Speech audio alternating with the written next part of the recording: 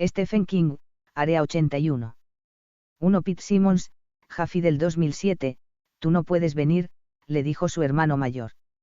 George habló en voz baja a pesar de que el resto de sus amigos, una pandilla de chicos del barrio de 12 y 13 años que se hacían llamar el Escuadrón Rompeculos, le esperaban, impacientes, al otro lado de la calle. Es demasiado peligroso. No tengo miedo, dijo Pete. Lo dijo con bastante rotundidad, aunque en realidad sí tenía miedo, un poco. George y sus amigos iban al foso de arena que había detrás de la bolera. Allí jugarían a un juego que se había inventado Normie Taroit. Normie era el líder del Escuadrón Rompeculos y el juego se llamaba, Paracaidistas del Infierno. Había un sendero lleno de surcos que llevaba hasta el borde del precipicio, y el juego consistía en ir en bici por él a toda velocidad gritando, el escuadrón mola. Tan fuerte como fuera posible y sin apoyar el culo en el sillín. La caída solía ser de unos 3 metros, y la zona de aterrizaje acreditada era blanda, pero tarde o temprano alguno aterrizaría en la grava en vez de hacerlo en la arena y probablemente se rompería un brazo o un tobillo. Hasta Pete sabía eso, aunque también más o menos comprendía por qué eso aumentaba su atractivo. Entonces los padres lo descubrirían y eso supondría el final de Paracaidistas del Infierno. De momento, el juego, sin casco, por supuesto, continuaba. Sin embargo, George era lo suficientemente sensato para no permitir que su hermano participara en el juego. Además, se suponía que tenía que cuidar de Pete mientras sus padres estaban trabajando. Si Pete destrozaba su bici Jaffe en el cascajal, a George muy probablemente lo castigarían durante una semana. Si su hermano pequeño se rompía un brazo, en lugar de una semana estaría castigado un mes entero. Y si, Dios no lo permita, era el cuello lo que se rompía, George sabía que no le dejarían salir de su cuarto hasta que llegara el momento de ir a la universidad. Además, su hermano era un pelmazo, pero lo quería mucho. Quédate por aquí, dijo George.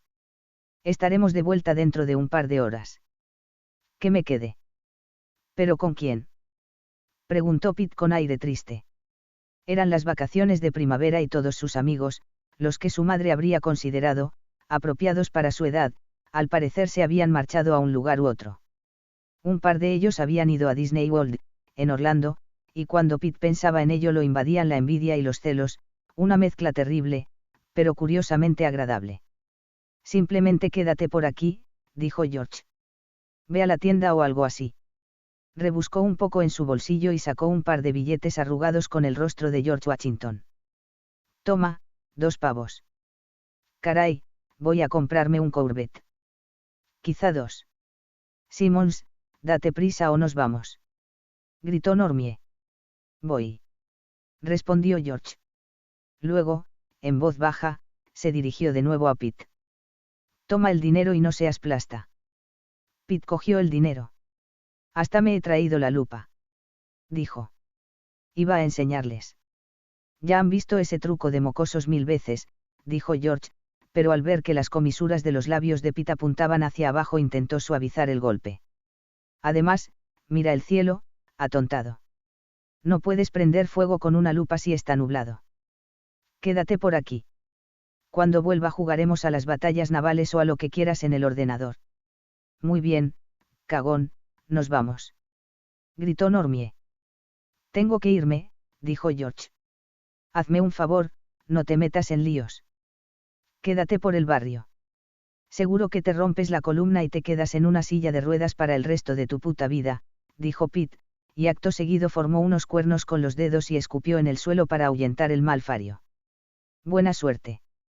Gritó mientras su hermano se alejaba. Salta tan lejos como puedas. George levantó la mano para despedirse, pero no miró atrás.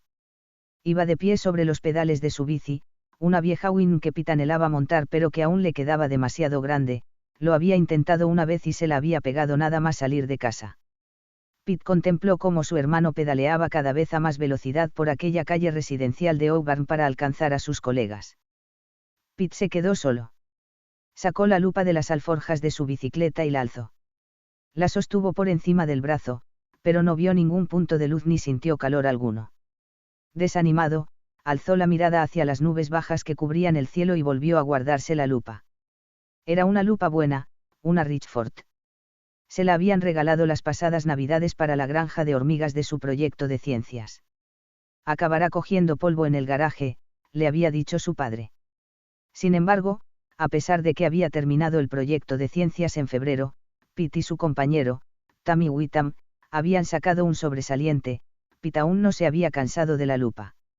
Le gustaba especialmente agujerear trozos de papel en el jardín, quemándolos con la luz del sol. Pero ese día no. Ese día, la tarde prometía ser larga. Podía irse a casa y ver la tele, pero su padre había bloqueado todos los canales interesantes después de descubrir que George había estado grabando los capítulos de Boardwalk Empire, donde salían demasiados gángsters y demasiadas tetas para su gusto. Su padre también había hecho algo parecido en su ordenador y Pete aún no había descubierto la manera de burlarlo. Pero lo conseguiría, solo era cuestión de tiempo. ¿Y ahora, qué? ¿Y ahora, qué? Se dijo en voz baja antes de empezar a pedalear lentamente hacia el final de Murphy Street. ¿Ahora qué, coño, hago? Demasiado pequeño para jugar a paracaidistas del infierno porque es demasiado peligroso. Vaya mierda. Tan solo esperaba que se le ocurriera algo para demostrar a George, a Normie y al resto del escuadrón que los pequeños también podían enfrentarse al peli. Y entonces fue cuando se le ocurrió. Podía explorar el área de servicio abandonada. Pete no creía que los chicos mayores conocieran ese lugar porque había sido un chaval de su edad, Craig Gagnon, quien se lo había contado. Le había dicho que había estado allí con 2 chicos de 10 años el pasado otoño. Por supuesto, podía no ser más que una mentira, pero Pete no creía que lo fuera. Craig había dado muchos detalles y no era precisamente un chico con demasiada imaginación. Ya con un destino en mente, Pete empezó a pedalear más rápido. Al final de Murphy Street torció a la izquierda por Hyacinth. No había nadie, ni peatones por la acera, ni coches en la calzada. Oyó el aullido de una aspiradora al pasar frente a la casa de los Raasinials, pero, aparte de eso, todo el mundo parecía estar dormido o muerto. Pete supuso que en realidad debían de estar trabajando, como sus padres. Dobló a la derecha por Rosewood Terrace y dejó atrás el rótulo amarillo que rezaba calle sin salida. No había más que una docena de casas en Rosewood. Al final de la calle había una valla de tela metálica y al otro lado una densa maraña de arbustos y de árboles esmirriados. A medida que Pete se acercaba a la valla, y al rótulo absolutamente innecesario que había colgado en ella con la inscripción paso restringido, paró de pedalear y dejó que la bicicleta siguiera rodando, llevada por el impulso. Comprendía vagamente que, aunque él pensara en George y en sus colegas del escuadrón como chicos mayores, y de hecho así era como se consideraban los miembros del escuadrón, en realidad no eran chicos mayores. Los chicos mayores de verdad eran adolescentes agresivos que ya tenían carnet de conducir y novia. Los chicos mayores de verdad iban al instituto. Les gustaba beber, fumar porros, escuchar heavy metal o hip hop y montárselo con sus novias. Ahí estaba, el área de servicio abandonada. Pete bajó de la bici y miró a su alrededor para ver si alguien lo estaba observando. No había nadie. Ni siquiera había visto a las pesadas de las gemelas Crosskill, que se pasaban el día saltando a la comba por el vecindario, en tándem, cuando no había clase. Pete pensó que era un puto milagro que no estuvieran por ahí. No muy lejos, se oía el rugir continuado de los coches al pasar por la enero de 1995, en sentido sur hacia Portland o en sentido norte hacia Augusta. Incluso si lo que Craig le había contado era cierto, probablemente habían arreglado la valla, pensó Pete. Así funcionan las cosas hoy en día. Pero cuando se acercó un poco más vio que, aunque la valla parecía intacta, en realidad no lo estaba. Alguien, probablemente un chico mayor que desde hacía un tiempo ya había pasado a engrosar las filas de los jóvenes adultos, había cortado el alambre en línea recta, de arriba abajo. Pete miró a su alrededor una vez más, enlazó las manos en aquellos rombos metálicos y empujó. Esperaba encontrar cierta resistencia, pero no fue así. La malla metálica se abrió como la puerta de un corral. Muy bien, los chicos realmente mayores la habían utilizado. Toma ya. Era lógico, si te parabas a pensarlo. Tal vez tenían carnet de conducir, pero la entrada y la salida del área 81 estaba bloqueada por esos enormes toneles naranjas que ponían los operarios de las autopistas. La hierba crecía a través de las grietas del asfalto del aparcamiento desierto. Pete lo había visto miles de veces, Porque el autobús escolar pasaba por la enero de 1995 para ir a las 3 salidas de Laurelwood, donde lo recogía él, hasta Sabatas Street y de vuelta a la escuela primaria de Auburn. Recordaba la época en que el área de servicio funcionaba. Había una gasolinera, un Burger King, una heladería TCBY y una pizzería Sbarros. Luego cerraron el área de servicio. El padre de Pete solía decir que había demasiadas áreas como esa en la autopista y que el Estado no podía permitirse el lujo de mantenerlas abiertas.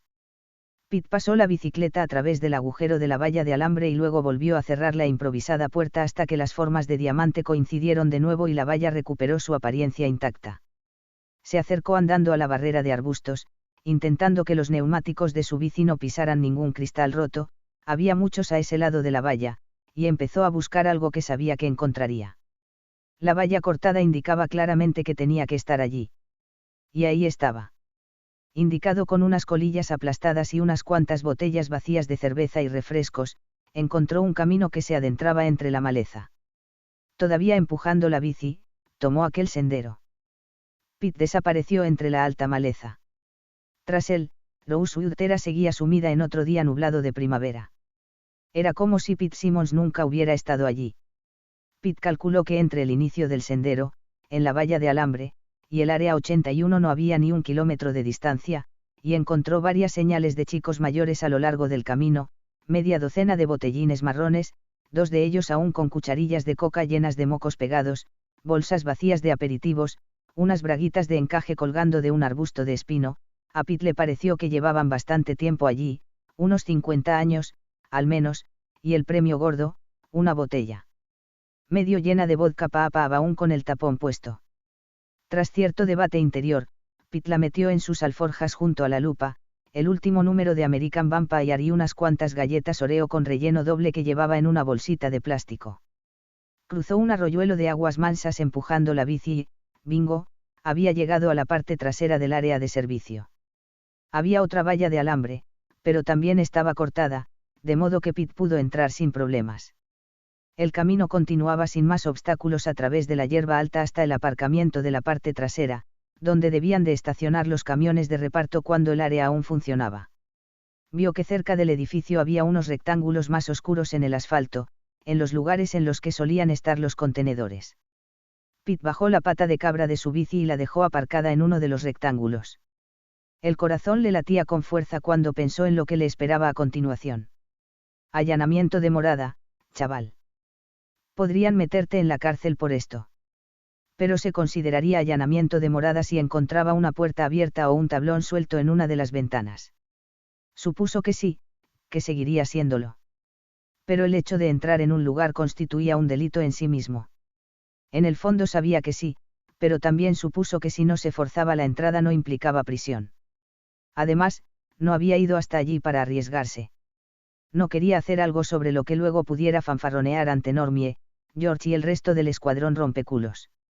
Bueno, lo admitía, estaba asustado, pero al menos ya no se aburría. Intentó abrir la puerta en la que había un rótulo descolorido que rezaba solo personal autorizado, pero no solo estaba cerrada sino muy bien cerrada con llave. Por allí sería imposible. Junto a la puerta había 2 ventanas, pero con solo mirarlas se dio cuenta de que estaban selladas con tablones. Luego se acordó de la valla de alambre que parecía intacta y no lo estaba, por lo que decidió comprobar el estado de los tablones. Nada. En cierto modo, fue un alivio. Al fin y al cabo era una buena excusa para no entrar. Aunque, los chicos mayores de verdad sí entraban. Estaba seguro de que entraban. Pero ¿cómo lo hacían? Por la puerta principal. A la vista de todos los que pasaban por la autopista. Tal vez sí, si iban de noche, pero a Pete no le apetecía nada intentarlo a plena luz del día. Podía pasar por allí un motorista con un móvil y marcar el número de emergencias, pensando que les gustaría saber que hay un chico tocando los cojones en el área 81. ¿Sabe dónde? ¿Dónde estaba el Burger King? Preferiría romperme un brazo jugando a paracaidistas del infierno que tener que llamar a mis viejos desde el cuartelillo. De hecho, antes preferiría romperme los 2 brazos y pillármela con la bragueta. Bueno, eso último tal vez no. Decidió acercarse a la plataforma de carga y, una vez allí, de nuevo el premio gordo. Había docenas de colillas aplastadas a los pies de la isleta de cemento y unos cuantos botellines marrones más rodeando al rey, un frasco verde oscuro de jarabe para la tos en Eyguiel. La superficie de la plataforma, donde los camiones acercaban los remolques marcha atrás para descargar las mercancías, quedaba a la altura de los ojos de Pete, pero el hormigón se estaba desmenuzando y había un montón de puntos de apoyo para un chiquillo ágil como él y calzado con unas Converse. Pete levantó los brazos, se aferró con los dedos a la superficie picada de la plataforma y el resto, como suele decirse, fue pan comido. Ya encima de la plataforma vio unas letras descoloridas de color rojo pintadas con spray: Viva Edward Little, los Rededies molan. No es verdad, pensó Pete. El escuadrón rompeculos, mola. Luego miró a su alrededor desde aquella posición privilegiada, sonrió y dijo: de hecho, yo sí que molo. Y mientras observaba desde lo alto de la plataforma en el aparcamiento desierto, eso era lo que realmente sentía. Al menos en ese preciso momento. Bajó de la plataforma, solo para asegurarse de que no había ningún problema, y entonces recordó lo que llevaba en las alforjas. Provisiones, por si decidía pasar toda la tarde allí, explorando y todo eso. Pensó en lo que debía llevarse y al final decidió desabrochar las alforjas y llevárselo todo. Incluso la lupa podía serle útil. Una vaga fantasía empezó a tomar forma en su mente: un joven detective descubre la víctima de un asesinato en un área de servicio abandonada y resuelve el caso antes de que la policía se entere de que se ha cometido un crimen. Ya se veía a sí mismo contando que había sido muy sencillo mientras los miembros del escuadrón lo escuchaban boquiabiertos. Elemental, mis queridos huevones. No eran más que chorradas, claro, pero le divertía imaginarlas. Colocó la bolsa en la plataforma de carga, con especial cuidado de no romper la botella medio llena de vodka, y luego volvió a subirse. La puerta de metal corrugado que le impedía entrar tenía más de 3,5 metros de alto y estaba cerrada por abajo, no con uno sino con 2 gigantescos candados. También vio que había una abertura más pequeña en la misma puerta, para el paso de personas. Pete comprobó la manija, pero no giraba, como tampoco se abría la puerta pequeña por más que tirara de ella o empujara, aunque sí tenía algo de juego. Bastante, de hecho. Al mirar hacia abajo vio que había una cuña de madera metida bajo la puerta, una precaución totalmente estúpida, si es que realmente se trataba de una precaución. Pero ¿qué se podía esperar de unos chavales que se colocaban con cocaína y jarabe para la tos? Pete tiró de la cuña y volvió a intentar abrir la puerta, que cedió con un chirrido. Los ventanales de lo que había sido el Burger King estaban cubiertos de malla gallinera en lugar de tablas, de modo que Pete no tuvo problemas para ver a través de ellos. No quedaban mesas ni reservados en la parte del restaurante y la zona de la cocina no era más que un hoyo oscuro, con unos cuantos cables en las paredes y varias baldosas colgando del techo, aunque todavía quedaba algún mueble. En el centro, rodeadas por sillas plegables, habían juntado 2 mesas de cartas. En esa superficie duplicada había media docena de ceniceros mugrientos, varias barajas grasientas de la marca Bicycle y un estuche lleno de fichas de póker. Las paredes estaban decoradas con 20 o 30 desplegables de revistas que Pete inspeccionó con mucho interés. Sabía lo que era un chocho, había visto más de uno en la HBO y en Cinema Spank, antes de que sus viejos se enteraran y le bloquearan los canales premium de la tele por cable, pero aquellos eran chochos afeitados. Pete no estaba seguro de cuál era el aliciente, a él le parecieron más bien asquerosos, pero pensó que seguramente lo vería de otra manera cuando creciera un poco. Además, las tetas lo compensaban todo. Las tetas eran la hostia. En un rincón había 3 colchones roñosos juntos, como las mesas de cartas, pero Pete ya era lo suficientemente mayor para saber que no los utilizaban precisamente para jugar al póker. Enséñame el chocho. Ordenó a una de las chicas de los desplegables de la revista Haslar que colgaban de la pared antes de echarse a reír. Enséñame tu chocho afeitado. Añadió, y se rió con más ganas todavía. Le habría gustado que Craig Gagnon hubiera estado allí. Aunque Craig era un pardillo, juntos se habrían reído de lo lindo de aquellos chochos afeitados. Empezó a vagar por el recinto mientras la risa floja emergía de vez en cuando, como las burbujas de un refresco carbonatado. El área de servicio era un lugar fresco y húmedo, pero no hacía demasiado frío. Lo peor era el olor, una combinación de humo de cigarrillo, humo de porro, restos de alcohol y la podredumbre que impregnaba las paredes. Pete pensó que tal vez también olía a carne podrida. Probablemente a causa de los restos de bocadillos comprados en el Rosellis o en el Subway. Colgado en la pared junto al mostrador donde la gente solía pedir los Whoppers, Pete descubrió otro póster. Este era de Justin Bieber. Le habían pintado los dientes de negro y alguien le había pegado un adhesivo con la esvástica nazi en una mejilla. De lo más alto de la pelambrera le salían dos cuernos de demonio garabateados en color rojo y tenía dardos clavados en la cara. Alguien había escrito en rotulador, encima del póster, boca, 15 puntos, nariz, 25 puntos, ojos, 30 puntos cada uno. Pete sacó los dardos y retrocedió por la gran sala vacía hasta llegar a una marca negra que había en el suelo, con la inscripción Línea Viver. Pete se situó detrás de la línea y lanzó los 6 dardos unas 10 o 12 veces. En el último intento consiguió 125 puntos. Pensó que no estaba nada mal. Se imaginó a George y a Normie Taroit aplaudiendo. Se acercó a una de las ventanas cubiertas de alambre y contempló desde allí las isletas de hormigón vacías, donde solían estar los surtidores de gasolina, y el tráfico que pasaba algo más alejado. Un tráfico fluido.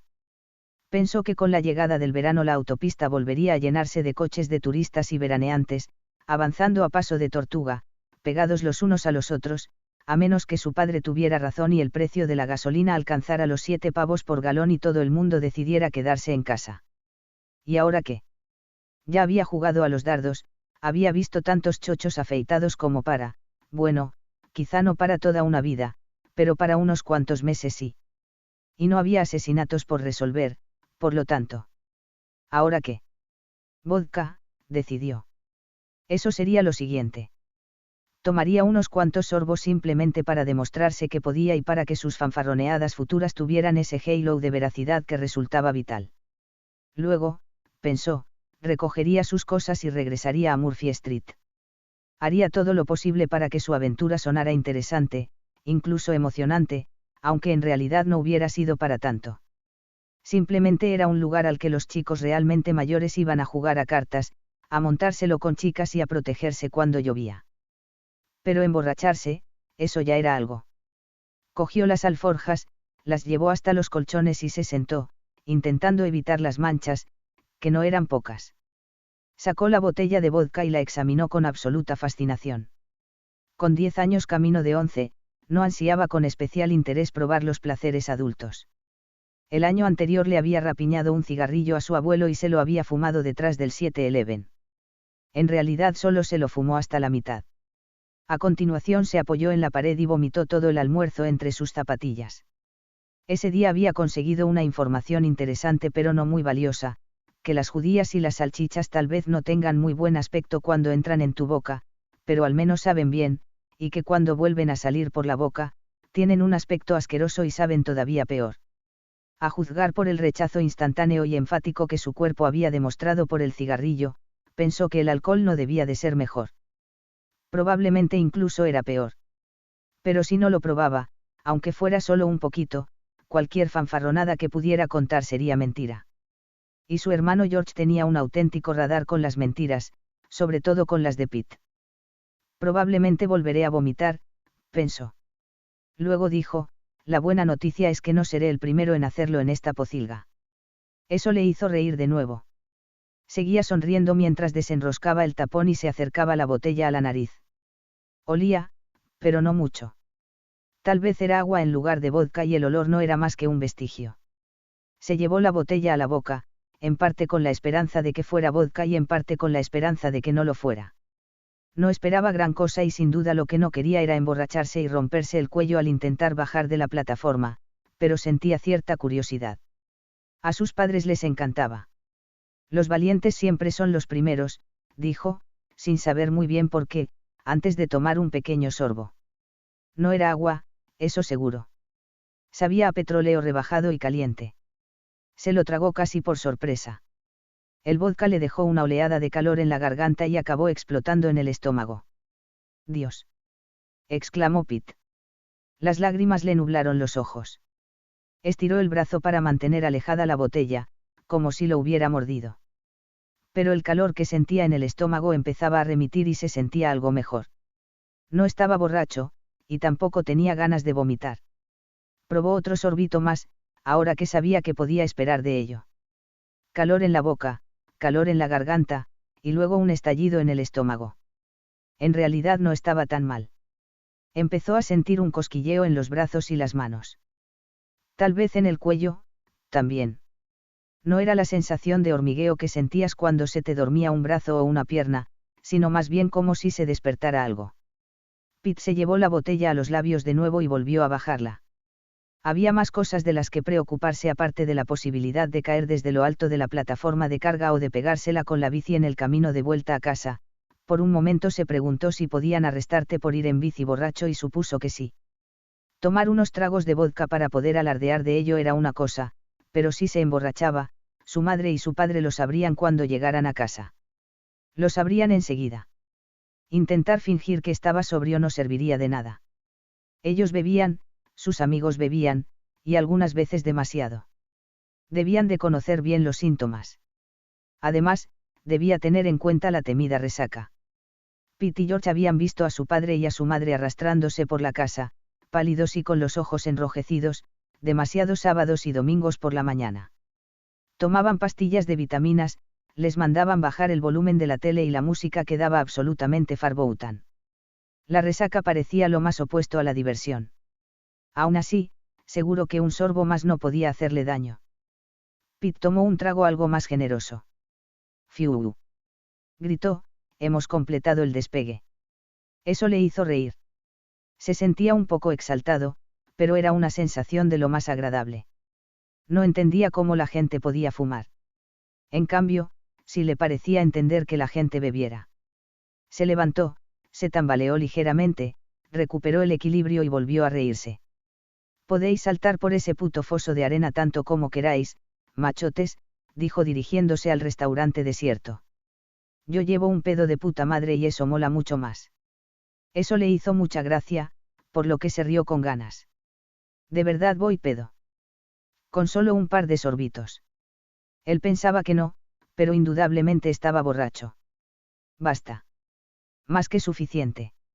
Bebe con responsabilidad, dijo de nuevo dirigiéndose con un resoplido al restaurante desierto.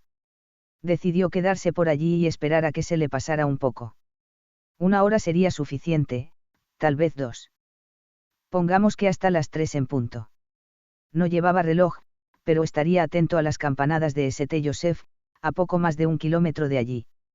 Y entonces se marcharía, primero escondería el vodka, para posibles futuros experimentos, y volvería a meter la cuña bajo la puerta. Antes de volver al barrio pasaría por el 7-Eleven y compraría unos cuantos chicles mentolados de esos tan fuertes, para que el aliento no le oliera a alcohol. En ocasiones les había oído decir a los chicos que el vodka era la mejor opción cuando se trataba de saquear el mueble bar de los padres, porque no olía a nada. Pero en ese momento Pete era un chico mucho más listo que 1 hora antes.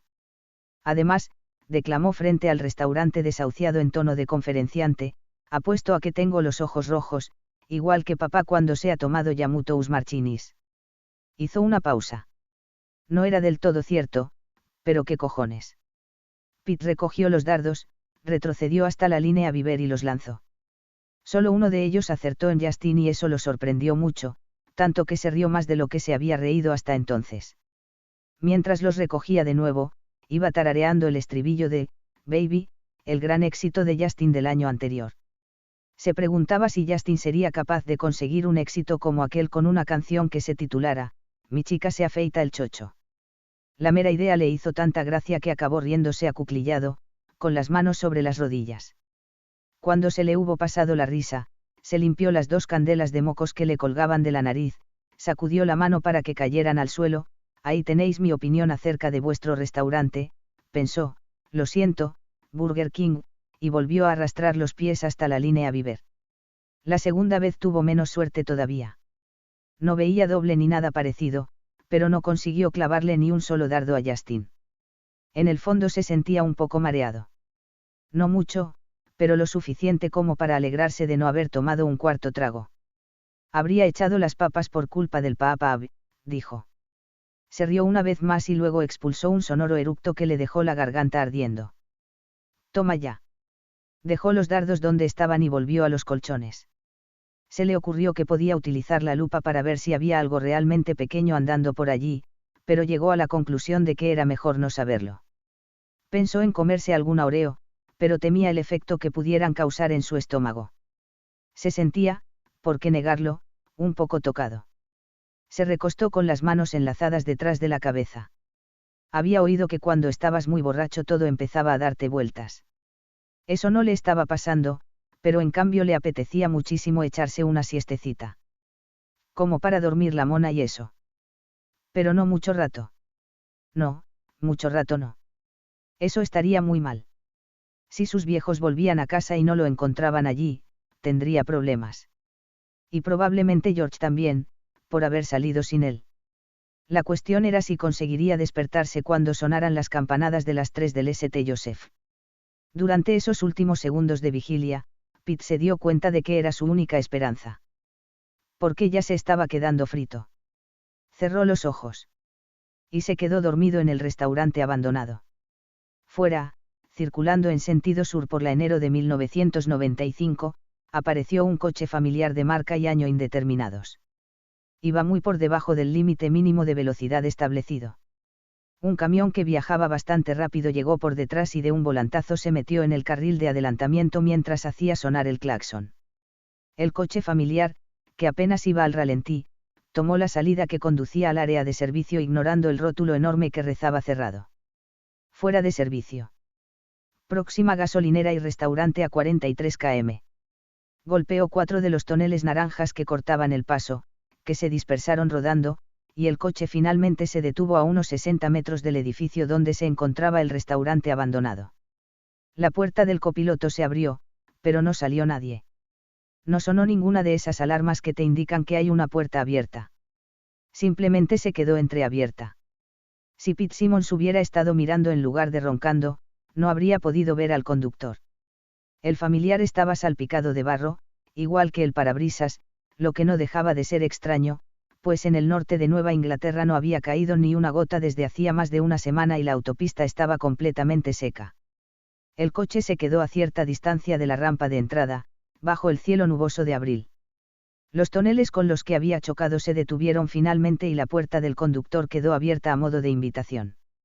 2 Doug Clayton, Toyota Prius del 2009. Doug Clayton era un agente de seguros de Bangor al que habían enviado a Portland, donde tenía una reserva en el Sheraton. Esperaba llegar como muy tarde a las 2.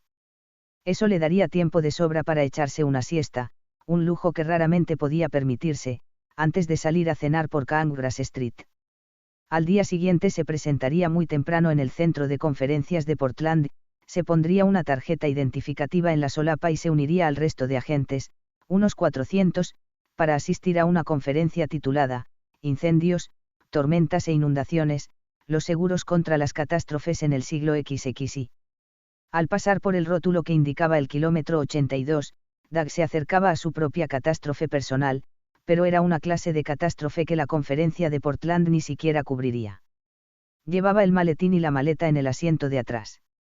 En la guantera del pasajero llevaba una Biblia, la Biblia del rey Jacobo, la única para él.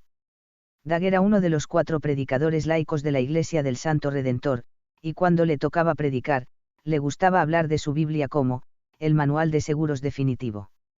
Doug había encontrado la salvación en Jesucristo después de haber pasado 10 años enganchado a la bebida, desde los últimos tiempos de su adolescencia hasta casi terminar la veintena. Esa juerga que había durado una década terminó con un coche siniestrado y 30 días en la cárcel del condado de Penobscot. La primera noche la pasó arrodillado en una celda apestosa, poco mayor que un ataúd, y desde entonces rezaba de rodillas todas las noches antes de irse a dormir. Ayúdame a mejorar, había rezado esa primera noche y todas las que habían pasado desde entonces. Aquella oración tan simple había recibido respuesta, primero multiplicada por 2, luego multiplicada por 10, luego por 100. Estaba convencido de que, al cabo de unos años, la compensación sería 1000 veces mayor. Y lo mejor de todo. Que el cielo le estaría esperando al final. Su Biblia estaba muy sobada, porque la leía cada día. Le encantaban las historias que contenía, pero la que más le gustaba, sobre la que meditaba más a menudo, era la parábola del buen samaritano. Había predicado ese pasaje del Evangelio de Lucas muchas veces y la congregación del Redentor siempre respondía con generosas alabanzas, gracias a Dios. Doug pensó que tal vez se debía a que veía aquella historia desde una perspectiva muy personal. Un sacerdote ignora a un viajero que está tendido junto al camino después de que lo han robado y apaleado. Un miembro de la tribu de Leví hace lo mismo. ¿Y quién se acerca a continuación? Un samaritano con mala pinta que odia a los judíos.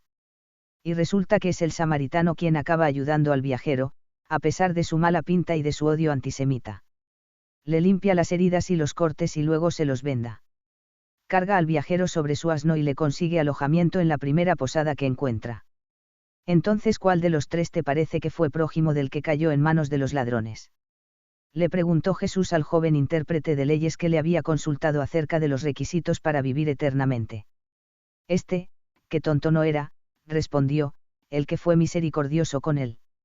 Si había algo que horrorizara a Doug Clayton era la posibilidad de convertirse en el miembro de la tribu de Leví de esa historia. La posibilidad de negarse a ayudar en alguna ocasión a alguien que necesitara su ayuda. De pasar de largo. Por eso cuando vio el coche familiar lleno de barro aparcado frente a la entrada del área de servicio abandonada, los toneles naranjas derribados frente a él y la puerta del conductor entreabierta, apenas dudó un momento antes de poner el intermitente y dirigirse hacia la entrada. Aparcó detrás del familiar, puso las luces de emergencia y se dispuso a salir. Entonces se dio cuenta de que el coche que tenía delante parecía no llevar matrícula, aunque estaba tan cubierto de lodo que no podía saberlo con seguridad. Doug cogió el teléfono móvil de la guantera central de su Prius y se aseguró de que estuviera conectado. Una cosa era ser un buen samaritano, pero acercarse a un coche que estaba hecho unos zorros sin tomar precauciones era simplemente de estúpidos. Salió del coche y se acercó al familiar con el teléfono en la mano izquierda. Pues no llevaba matrícula, lo había visto bien. Intentó mirar a través del parabrisas trasero pero no consiguió ver nada. Demasiado barro. Se dirigió hacia la puerta del conductor y, con el ceño fruncido, se detuvo un momento para mirar el vehículo en conjunto. Era un Ford o un Chevrolet. Le resultaba imposible distinguirlo, lo que no dejaba de ser extraño, puesto que había tenido que asegurar miles de coches familiares por su trabajo. ¿Personalizado?, se preguntó. Bueno, tal vez. Pero ¿a quién se le ocurriría personalizar un coche familiar para obtener un resultado tan anónimo? Hola. ¿Todo bien? Mientras se acercaba a la puerta del conductor agarró el móvil con más fuerza de forma inconsciente. Sin darse cuenta, se puso a pensar en una película que le había aterrorizado de pequeño, sobre una casa encantada. Un grupo de adolescentes se acercaba a una casa abandonada y, al ver que la puerta estaba entreabierta, uno de ellos susurraba a sus amigos: «Mirad, está abierta». Te entraban ganas de gritarles que no fueran, que no entraran, pero evidentemente acababan haciéndolo. Menuda estupidez.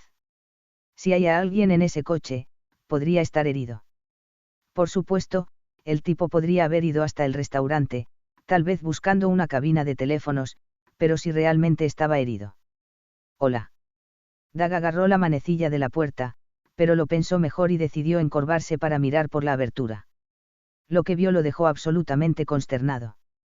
Los asientos estaban cubiertos de lodo, igual que el salpicadero y el volante. De los anticuados mandos de la radio del coche goteaba una mugre oscura y en el volante había las marcas de algo que no parecían exactamente unas manos. Por un lado, las huellas de las palmas eran increíblemente grandes, las marcas de los dedos, en cambio, eran delgadas como lápices. ¿Hay alguien ahí?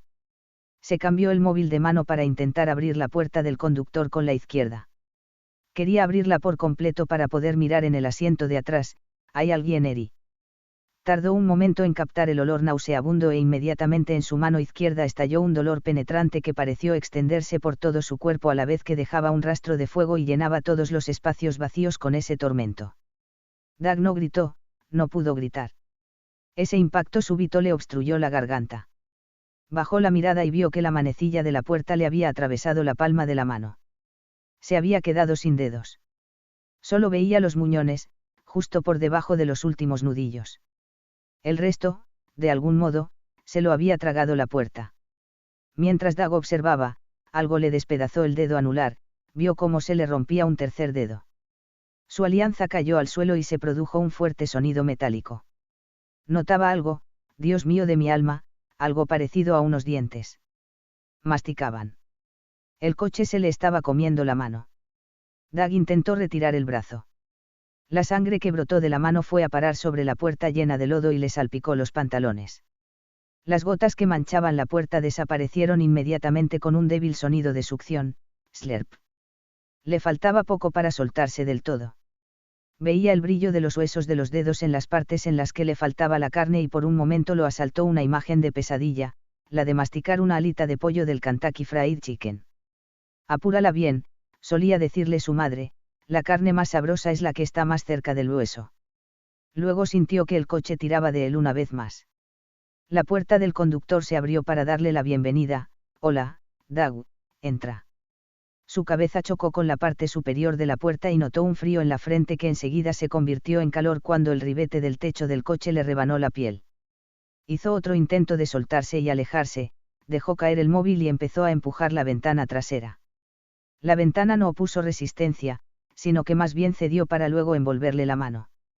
Desvió la mirada y vio que lo que hasta entonces había parecido cristal ahora ondulaba como la superficie de un estanque cuando sopla la brisa. ¿Y por qué ondeaba de ese modo? Pues porque estaba masticando. Se lo estaba zampando vivo.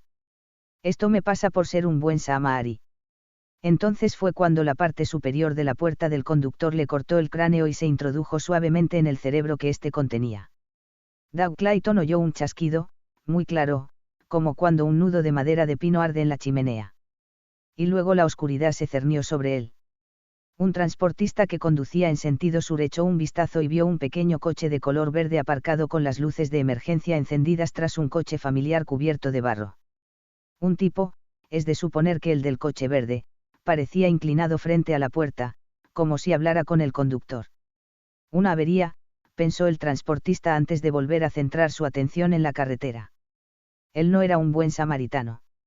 Doug Clayton se precipitó hacia el interior como si unas manos, con unas palmas enormes y unos dedos delgados como lápices, lo hubieran atrapado por la solapa de la camisa y hubieran tirado de él. El coche familiar perdió su forma y quedó fruncido hacia adentro, como una boca cuando prueba algo excepcionalmente ácido, o excepcionalmente dulce. Del interior se oyeron una serie de sonidos traslapados, una especie de crujidos, era un ruido parecido al que haría un hombre caminando sobre ramas secas con unas botas pesadas.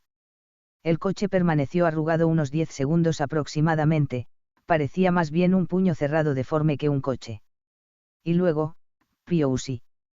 Con un sonido parecido al de una pelota de tenis cuando la golpea con fuerza una raqueta, recuperó la forma de un coche familiar. El sol se asomó un instante a través de las nubes, se reflejó en el teléfono móvil que había quedado en el suelo y describió un breve círculo de luz cálida sobre la alianza de Doug antes de volver a sumergirse en el manto de nubes. Detrás del coche familiar, el Prius seguía con las luces de emergencia encendidas. Emitían un leve sonido parecido al de un mecanismo de relojería, tic, tic, tic. Pasaron de largo unos cuantos coches, aunque no muchos. La semana previa y la posterior a la Pascua de Resurrección son las más tranquilas del país en lo que atañe al tráfico en autopistas. Además, la tarde es la segunda franja horaria más calmada del día, solo las horas entre la medianoche y las 5 de la madrugada son aún más tranquilas. Tic, tic, tic. En el restaurante abandonado, Pete Simon seguía durmiendo. 3 Julian Vernon, Dodge Ram del 2005. Julie Vernon no necesitaba que el rey Jacobo le enseñara a ser una buena samaritana. Se había criado en la pequeña población de Reedfield, Maine, de unos 2.400 habitantes, uno de esos lugares en los que todo el mundo se conoce y donde incluso a los forasteros se los trata con familiaridad. Nadie se lo había contado con tantas palabras, simplemente lo había aprendido de su madre, su padre y de sus hermanos mayores. No es que ellos tuvieran gran cosa que contar acerca de esos asuntos, pero la enseñanza basada en el ejemplo es siempre la más poderosa. Si veías a un tipo tendido junto a la carretera, poco importaba si era un samaritano o un marciano. Te detenías y lo ayudabas. Tampoco le había preocupado demasiado la posibilidad de que pudiera atracarla, violarla o asesinarla a alguien que pudiera estar fingiendo que necesitaba ayuda. Julie era ese tipo de mujeres que todo el mundo suponía que sería una buena esposa porque, como dirían los viejos norteños de Maine, de los que aún quedan algunos, era de ese tipo de mujeres que, te dan calor en invierno y sombra en verano. Cuando estaba en quinto curso y la enfermera de la escuela le preguntó cuánto pesaba, Julie había respondido con orgullo, Mi padre dice que debo rondar los 77 kilos. Algo menos una vez despellejada. Ahora, con 35 años, debía de rondar los 130 kilos y no le interesaba para nada la posibilidad de convertirse en una buena esposa. Era lesbiana hasta la médula y estaba orgullosa de serlo.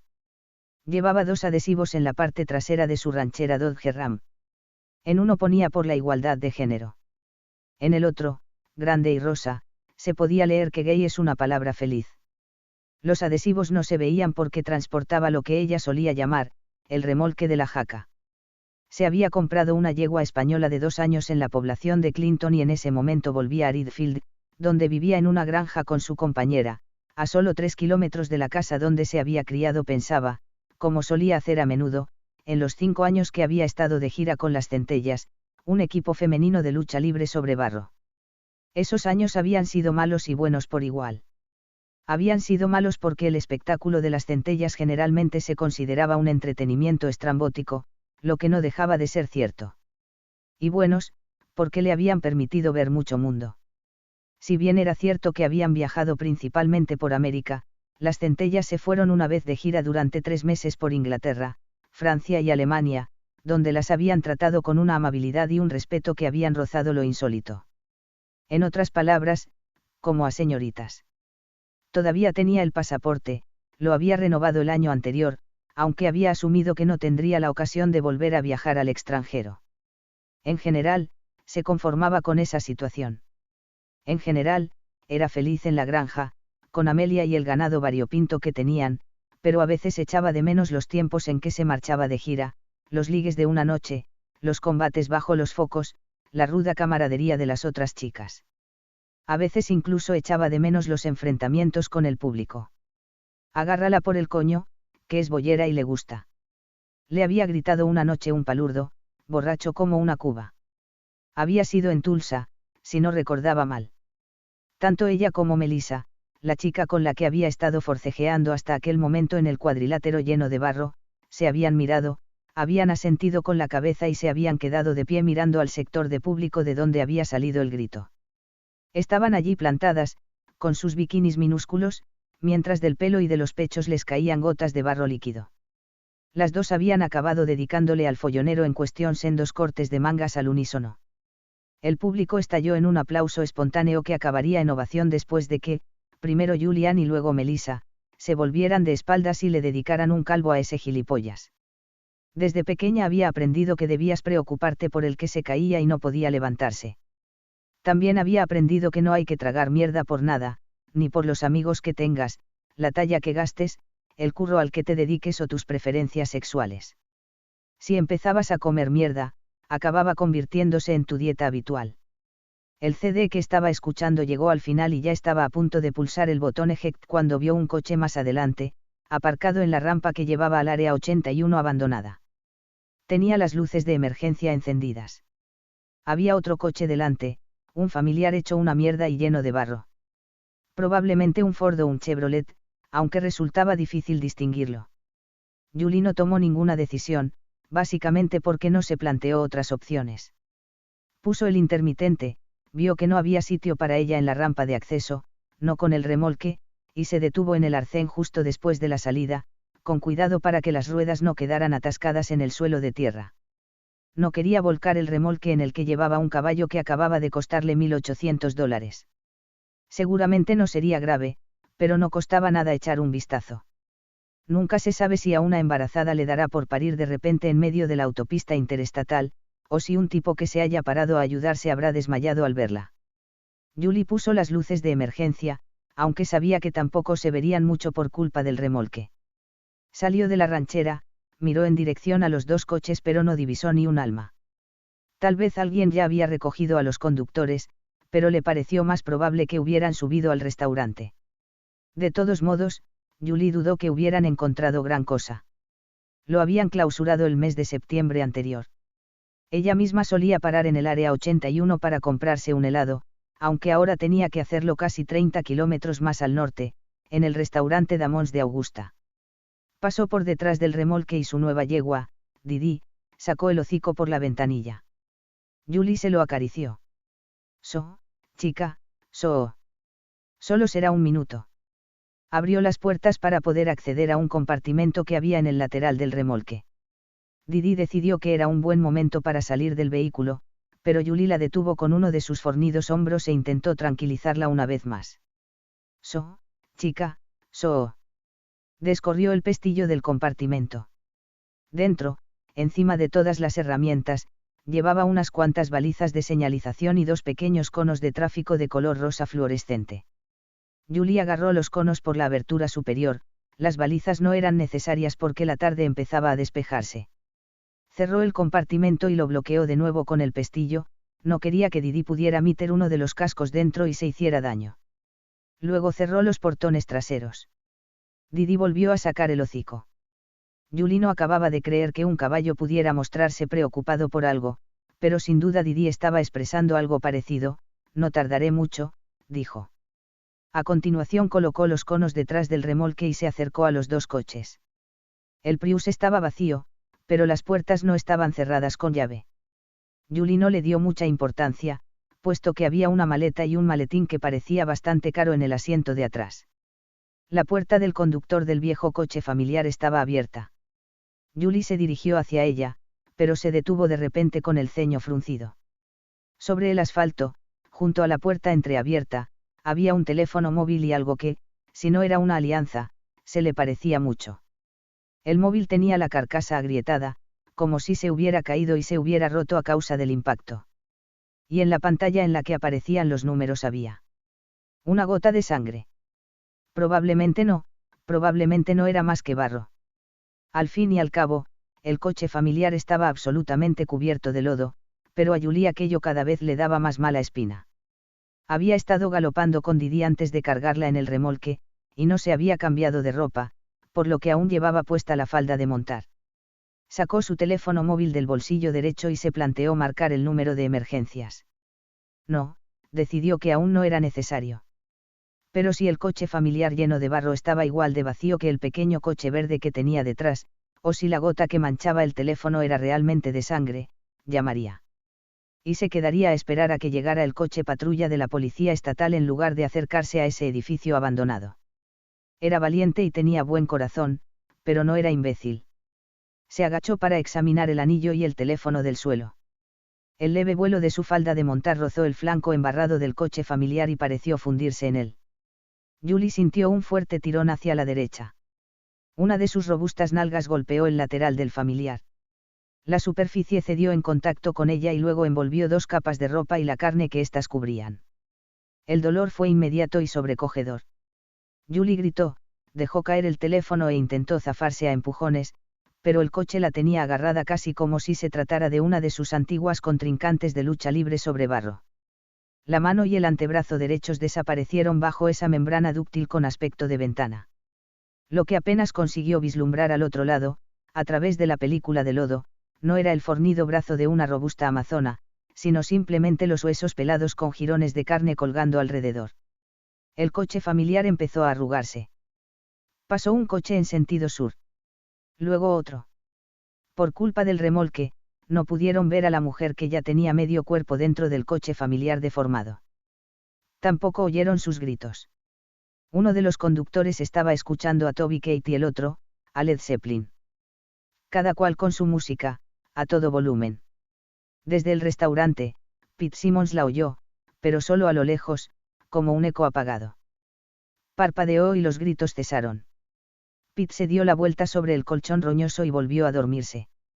Aquello que parecía un coche se había comido a Julian Vernon, con ropa, botas y todo. Lo único que dejó fue su teléfono, que quedó junto al de Doug Clayton.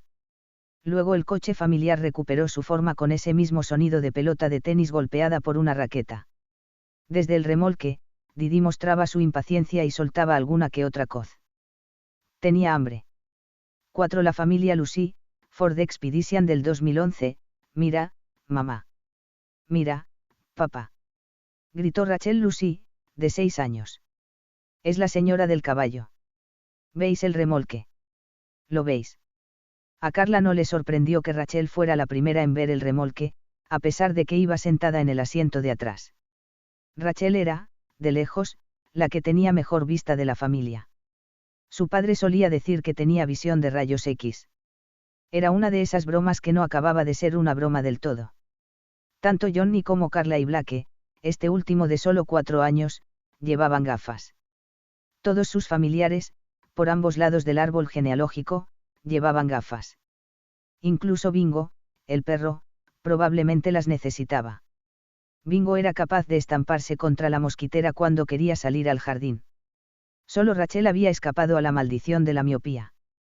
La última vez que la llevaron al oftalmólogo, había conseguido leer toda la condenada tabla de letras, de arriba abajo. El doctor Stratton se había quedado de piedra. Seguramente pasaría las pruebas para piloto de cazas de combate, les había dicho a Johnny y Carla. Tal vez un día se presente, había dicho Johnny. Sin duda tiene instinto asesino, al menos en lo que respecta a su hermano pequeño. Carla le había hincado el codo en las costillas por haber dicho eso, pero en realidad sabía que era cierto. Había oído que había menos rivalidad entre los hermanos de diferentes sexos. En cualquier caso, si eso era cierto, Rachel y Blake eran la excepción que confirmaba la regla. A veces, Carla pensaba que las dos palabras que más oía eran "ha empezado". Tan solo el género del pronombre que seguía era distinto según el caso. Los dos se habían portado bastante bien durante los primeros 150 kilómetros, en parte porque visitar a los padres de Johnny siempre los ponía de buen humor y, sobre todo, porque Carla se había ocupado de llenar la tierra de nadie que quedaba entre el elevador de Rachel y la sillita de Blake con juguetes y libros para colorear. Sin embargo, después de haberse detenido para ir al baño y comer algo en Augusta, las riñas habían vuelto a empezar. Probablemente por culpa de los helados. Darles azúcar a los niños durante un viaje largo en coche era como rociar una hoguera con gasolina, y Carla lo sabía, pero tampoco podías negárselo todo.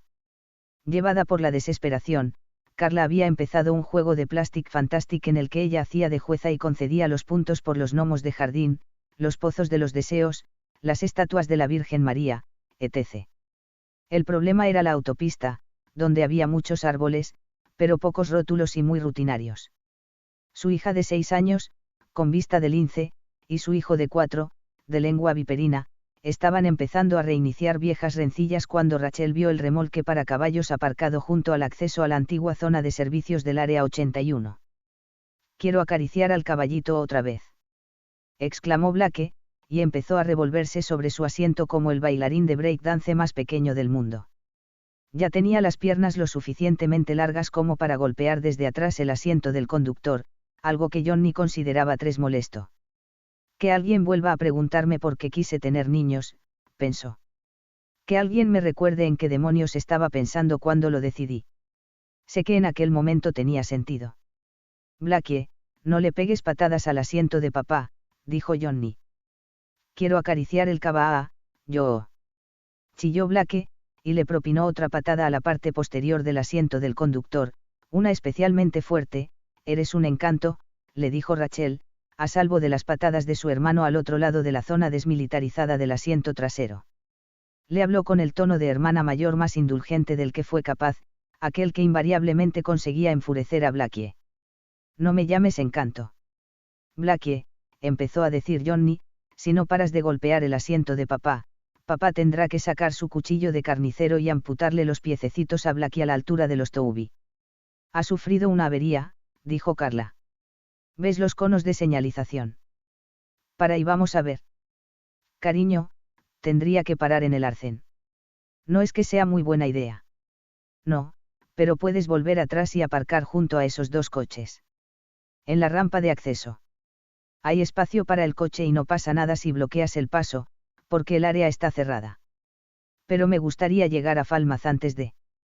Te he dicho que pares. Carla utilizó ese tono DEFCON 1, de alerta máxima, que no admitía réplicas, a pesar de que sabía que no era una buena idea. ¿Cuántas veces había oído últimamente a Rachel dirigiéndose a Blake en ese mismo tono, insistiendo hasta que el pequeño acababa llorando? Carla cambió la voz de exijo obediencia ciega por un tono más calmado. Esa mujer ha sido muy amable con los chicos. Se habían detenido junto al remolque del caballo para comprar unos helados en el Damols. La mujer del caballo, casi tan grande como el animal, por cierto, estaba apoyada en el remolque, tomándose también un helado mientras le daba algo de comer a aquel precioso animal. A Carla le pareció que le daba una barrita de cereales casi. Johnny había agarrado a los niños de la mano y había intentado que olvidaran la presencia del remolque, pero Blake no estaba dispuesto a pasar de largo sin más. ¿Puedo acariciar a su caballo?, le había preguntado a la señora. Serán 25 centavos, le había respondido aquella mujer enorme, vestida con una falda de montar marrón.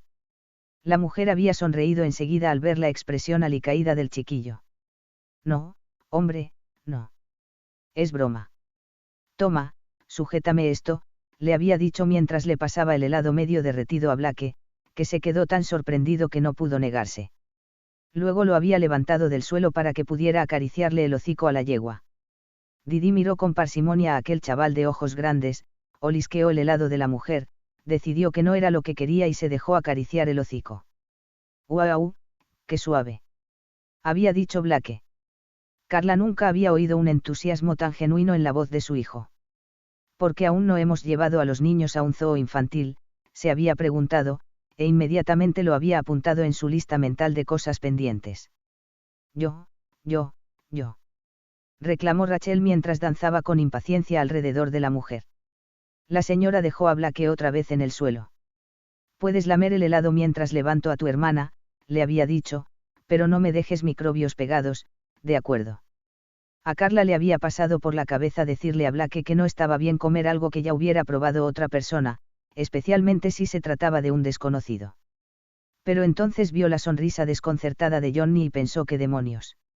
Al fin y al cabo mandas a tus hijos a la escuela, que no es más que una fábrica de gérmenes. Recorres con ellos cientos de kilómetros por autopistas en las que cualquier maníaco borracho o un adolescente que conduce tecleando el móvil podrían cruzar la mediana y provocar un choque frontal. Y luego les prohíbes lamer el helado de otro. Tal vez exageraba un poco con esa mentalidad de sillita de coche y casco para la bici. La mujer del caballo había levantado también a Rachel para que pudiera acariciarle el hocico al caballo. ¡Guau! ¡Qué guapo!, había dicho Rachel. ¿Cómo se llama? Didi. Es un nombre genial. Te quiero, Didi. Yo también te quiero, Didi, había dicho la señora del caballo antes de plantarle un beso en el hocico. Eso los había hecho reír a todos. Mamá, ¿podemos tener un caballo? Sí, claro. Había respondido Carla con entusiasmo. Cuando cumplas los 26. Al oír eso, Rachel había mostrado su cara de rabieta, el ceño fruncido, las mejillas hinchadas, los labios reducidos a un punto, pero al ver que la mujer del caballo se reía, había cedido y se había reído también. La enorme señora se había agachado frente a Blake, con las manos en las rodillas cubiertas por la falda de montar. ¿Me puedes devolver el helado, coleguita? Blake se lo ofreció. Cuando la señora lo cogió, Blake se lamió los dedos, completamente pringados de restos de helado de pistacho. Gracias, le había dicho Carla a la mujer del caballo. Ha sido usted muy amable. A continuación, y dirigiéndose a Blake, había añadido: vamos adentro. Primero te limpias y luego podrás tomar un helado. Yo quiero uno como el de ella, había dicho Blake, y el comentario arrancó otra carcajada a la mujer del caballo. Johnny había insistido en que se comieran los helados antes de subir al coche, porque no quería que le decoraran el Ford Expedition con helado de pistacho. Cuando hubieron terminado, la señora del caballo ya se había marchado. Simplemente había sido una de esas personas, a veces, antipáticas, habitualmente, amables, en ocasiones, incluso estupendas, con las que te encuentras durante un viaje y a las que no esperas volver a ver. Pero allí estaba ella, o al menos su ranchera, aparcada en el arcén con los conos de señalización perfectamente colocados tras el remolque. Y Carla tenía razón, la señora del caballo había sido amable con los chicos. Fue por eso que, finalmente, Johnny Lucy tomó la peor decisión de su vida. Puso el intermitente, detuvo el coche en la rampa como Carla le había sugerido y aparcó justo delante del Prius de Doug Clayton, que seguía con las luces de emergencia encendidas, y junto al coche familiar cubierto de barro. Puso la palanca de cambios en la posición de estacionamiento pero dejó el motor en marcha. Quiero acariciar al caballito, dijo Blake. Yo también quiero acariciar al caballito, dijo Rachel con un tono de voz altanero y señorial que a saber de dónde había sacado. A Carla este tono la ponía furiosa, pero pensó que sería mejor no decir nada. Si replicaba, Rachel seguiría hablando así mucho más tiempo. No sin el permiso de la señora, dijo Johnny. Niños, quedaos aquí sentados. Y tú también, Carla.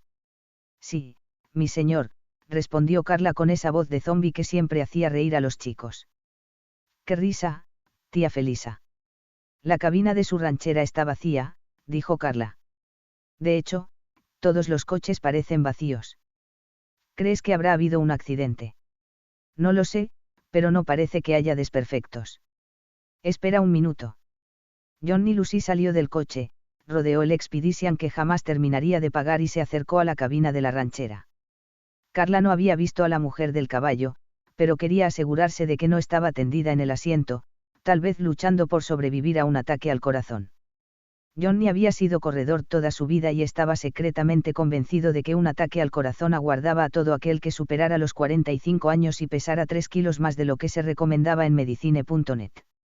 No estaba tendida en el asiento, por supuesto que no, Carla hubiera visto a una mujer tan gorda incluso si hubiera estado tumbada, y tampoco se hallaba en el remolque, en el que solo había el caballo, que sacó la cabeza y le olisqueó la cara a Johnny. Hola. Durante unos instantes no le vino a la cabeza el nombre, pero enseguida lo recordó. Didi. ¿Cómo va eso? Le dio unas palmaditas en el hocico y luego volvió a subir por la rampa para ver qué les había sucedido a los otros vehículos. Vio que, efectivamente, había ocurrido algún tipo de accidente, aunque parecía insignificante. El coche familiar había chocado contra los toneles naranjas que cerraban el paso por la rampa. Carla bajó la ventanilla, algo que los niños no podían hacer porque las tenían bloqueadas. ¿No la ves? No. ¿No ves a nadie por ahí? Carla, deja al menos que. De repente vio los dos teléfonos móviles y la alianza junto a la puerta semiabierta del coche familiar. ¿Qué? Carla estiró el cuello para ver mejor. Un segundo, le pasó por la cabeza decirle que cerrara las puertas por dentro, pero luego pensó que no hacía falta. Estaban en la enero de 1995 a plena luz del día, por el amor de Dios. Los coches pasaban cada 20 o 30 segundos, a veces 2 o 3 seguidos. Se agachó y recogió los teléfonos, uno con cada mano, y se volvió hacia Carla, por lo que no pudo ver cómo la puerta del coche se abría de par en par, como una boca. Carla, creo que en este hay sangre, dijo mientras sostenía en el aire el móvil roto de Doug Clayton. Mamá. Preguntó Rachel. ¿Quién está dentro de ese coche tan sucio? La puerta se está abriendo. Vuelve, dijo Carla. La boca se le secó de repente. Quiso gritar, pero sintió como si una piedra atascada en el pecho, invisible pero muy grande, se lo impidiera. ¿Hay alguien en ese coche? En lugar de regresar, Johnny se dio la vuelta y se inclinó hacia adelante para mirar dentro del coche. En ese mismo momento, la puerta se cerró y le atrapó la cabeza. Se oyó un ruido sordo, terrorífico. La piedra que le había impedido gritar a Carla desapareció de repente. Finalmente consiguió tomar aire y aullar el nombre de su marido. ¿Qué le pasa a papá? Chilló Rachel. Su voz sonó aguda y estridente, como la de un clarinete desgarrado. ¿Qué le pasa a papá? Papá. Gritó Blake, que había estado haciendo inventario de sus nuevos Transformers y de repente había alzado la cabeza para buscar desesperadamente a su padre. Carla no pensó. El cuerpo de su marido estaba allí, pero su cabeza estaba en el interior del sucio coche familiar. Pero seguía vivo, pues agitaba enérgicamente los brazos y las piernas. Carla estaba ya fuera del Expedition y ni siquiera recordaba haber abierto la puerta. Su cuerpo parecía actuar de forma autónoma, mientras que el cerebro, aturdido, se limitaba a seguirlo. Mamá, no. Chilló Rachel. Mamá, no. Blake no tenía ni idea de lo que estaba sucediendo, pero sabía que era algo malo. Empezó a llorar y a forcejear con la telaraña de correas de la sillita del coche. Carla agarró a Johnny por la cintura y tiró de él con la fuerza extraordinaria que te confiere la adrenalina. La puerta del coche familiar se abrió parcialmente y la sangre brotó sobre sus pies como una pequeña catarata. Por un horrible instante, Carla vio la cabeza de su marido en el asiento embarrado del coche familiar antes de poder desviar la mirada. A pesar de que Johnny seguía temblando entre sus brazos, se dio cuenta, en uno de esos momentos de lucidez extrema que pueden sobrevenirnos durante una tormenta perfecta de pánico, de que ese era el aspecto de las víctimas de la horca cuando los recogían, una vez muertos. ¿Por qué se les rompía el cuello? En ese breve y virulento instante, apenas lo que dura un parpadeo, pensó que su marido parecía estúpido, sorprendido y feo, que lo más esencial de Johnny estaba fuera de él, y supo que ya estaba muerto, siguiera temblando o no. Tenía el aspecto de un chico que se había lanzado de cabeza y que en lugar de dar en el agua hubiera chocado contra las rocas. El aspecto de una mujer tras quedar empalada por el volante de su propio coche después de chocar con el contrafuerte de un puente. Tu propio aspecto, desfigurado, cuando te sobreviene la muerte. La puerta del coche se cerró de forma brutal. Carla seguía abrazada a la cintura de su marido y, al notar un fuerte tirón hacia adelante, tuvo otro momento fugaz de lucidez. Es el coche, tienes que alejarte del coche. Soltó el cuerpo de mediado de Johnny solo un instante demasiado tarde. Un mechón de su pelo entró en contacto con la puerta y se fundió en esta. Su cabeza golpeó el coche antes de poder liberarse. De repente, notó un ardor terrible en la parte superior de la cabeza mientras aquella cosa le engullía el cuero cabelludo. «Corre». Intentó gritarle a su hija, a menudo problemática pero indudablemente lista. «Corre y llévate a Blackie». Pero antes de que pudiera siquiera empezar a articular sus pensamientos, ya no tenía boca. Solo Rachel vio cómo el coche familiar cerraba la puerta de golpe sobre la cabeza de su padre como una planta carnívora sobre un insecto, pero los dos hermanos presenciaron cómo su madre desaparecía por la puerta embarrada como lo haría tras una cortina. Vieron cómo se le caía uno de los mocasines, vislumbraron las uñas rosas de los dedos de los pies, y luego desapareció. Un momento después, el coche blanco perdió su forma y se cerró sobre sí mismo, como un puño. A través de la ventana que su madre había dejado abierta, oyeron unos crujidos. ¿Qué ha sido eso?, gritó Blackie. Las lágrimas inundaban sus ojos y tenía el labio inferior lleno de mocos. ¿Qué ha sido eso, Rachel? ¿Qué ha sido eso? Sus huesos, pensó Rachel. Solo tenía 6 años y no le dejaban ver películas no aptas para menores de 13, ya no hablemos de las destinadas a mayores de 18, ni en el cine ni en la tele, pero sabía perfectamente que ese ruido lo hacían los huesos al romperse.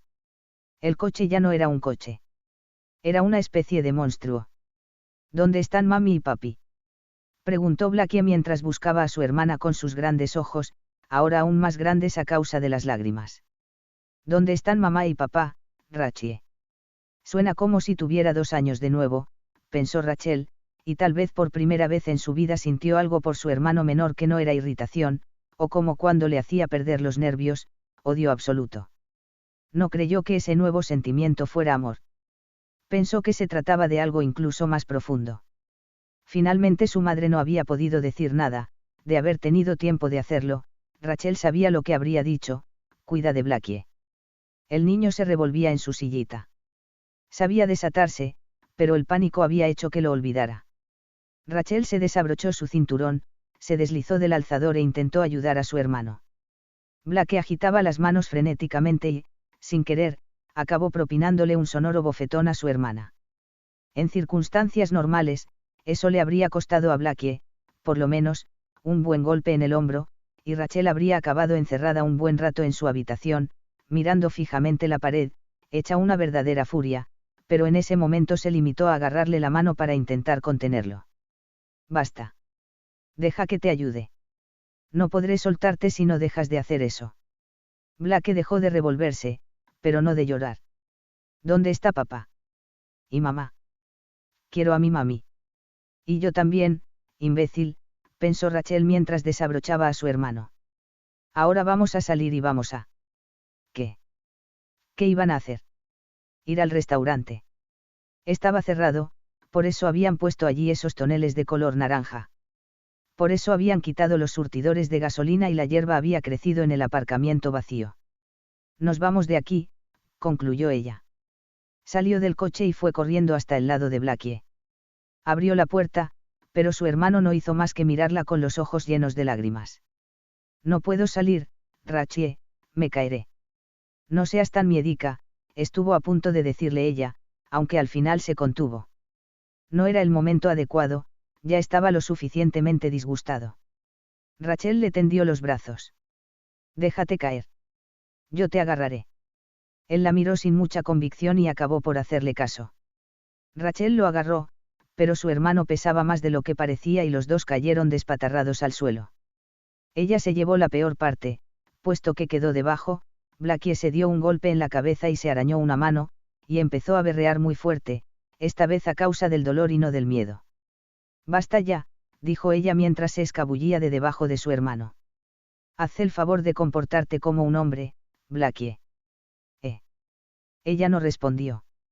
Se quedó mirando los dos teléfonos que estaban en el suelo, junto a aquel terrorífico coche familiar. Uno de ellos parecía roto, pero el otro. Rachel se acercó al teléfono a gatas, sin apartar ni un momento la mirada del coche en el que su padre y su madre habían desaparecido súbitamente de un modo terrible. Cuando estaba a punto de alcanzar el teléfono bueno, Blackie pasó de largo en dirección al coche familiar extendiendo la mano arañada. Mamá. Mami. Sal de ahí. Me he hecho daño. Sal y dame un beso en la herida para que se me ceu. No te muevas de donde estás, Blake Lucy. Carla se habría sentido orgullosa de su hija. Era su voz de exijo obediencia ciega llevada al extremo. Y funcionó. Blake se detuvo a más de 1 metro del lateral del coche familiar. Pero quiero a mamá. Quiero a mamá, Rachie. Ella le agarró la mano y lo apartó del coche. Ahora no. Ahora tienes que ayudarme. Rachel sabía perfectamente cómo manejar el teléfono, pero tenía que distraerlo de algún modo. Dámelo, yo sé hacerlo. Dámelo, Rachel. Rachel se lo tendió, y mientras Blackie examinaba los botones, ella se levantó, tiró de la camiseta de lobezno que llevaba su hermano y lo obligó a retroceder 3 pasos. Blackie apenas se dio cuenta. Encontró el botón de encendido del teléfono móvil de Julie Vernon y lo pulsó. El móvil emitió un pitido. Rachel se lo quitó, y por una vez en su corta vida de niño, Blackie no protestó. Ella había escuchado con mucha atención cuando MC Gruff, el perro detective, había ido a hablarles a la escuela de temas de seguridad, a pesar de que sabía perfectamente que no era más que un tipo disfrazado, por lo que no dudó ni un momento. Marcó el 911, el número de emergencias, y se llevó el teléfono al oído. Sonó una vez y luego lo cogieron. Hola. Me llamo Rachel Ann Lucy, y... Esta llamada está siendo grabada, la interrumpió una voz de hombre. Si desea informar acerca de una emergencia, pulse 1. Si desea informar acerca del mal estado de las carreteras, pulse 2. Si desea informar acerca de una avería en carretera. Rachel. Rachie. ¿Dónde está mamá? Ipa. Chis. Lo reprendió Rachel con severidad antes de pulsar el 1. Le costó mucho hacerlo. La mano le temblaba y veía borroso. Se dio cuenta de que estaba llorando. ¿Cuándo había empezado a llorar? No se acordaba. Hola, está hablando con el 911, dijo una mujer. ¿Es usted real o es otra grabación? Preguntó Rachel. Soy real, dijo la mujer, a la que parecía haberle hecho gracia la pregunta. ¿Quiere informar de una emergencia? Sí. Un coche malo se ha comido a nuestra madre y a nuestro padre. Está en la. Será mejor que lo dejes, le recomendó la mujer del 911. Su voz sonaba aún más divertida. ¿Cuántos años tienes, niña? 6 y medio. Me llamo Rachel Ann Lucy y un coche malo, óyeme bien, Rachel Ann o como sea que te llames, puedo rastrear esta llamada. ¿Lo sabías? Apuesto a que no. Ahora cuelga y así no tendré que mandar a un policía a tu casa para que te dé unos buenos azo. ¿Están muertos, imbécil? Gritó Rachel y, nada más oírlo, Blackie empezó a llorar de nuevo. La mujer del 911 no dijo nada por unos instantes. Luego, Rachel volvió a escuchar su voz, que ya no sonaba tan divertida. ¿Dónde estás, Rachel Ann? En el restaurante vacío. El de los toneles naranjas. Blackie se sentó cubriéndose el rostro con los brazos. Eso le provocó a Rachel un dolor que hasta entonces no había sentido jamás. Le dolió en lo más profundo del corazón. La información que me das no es suficiente, dijo la señora del 911. Puede ser un poco más específica, Rachel Ann. Rachel no sabía lo que significaba específica, pero sabía lo que veía, el neumático trasero del coche familiar, el que tenían más cerca, Se estaba fundiendo un poco. Un tentáculo de algo que parecía goma líquida se movía lentamente por el asfalto en dirección a Blackie. Debo irme, dijo Rachel. Tenemos que alejarnos del coche malo. Puso a Blackie de pie sin perder de vista el neumático fundido.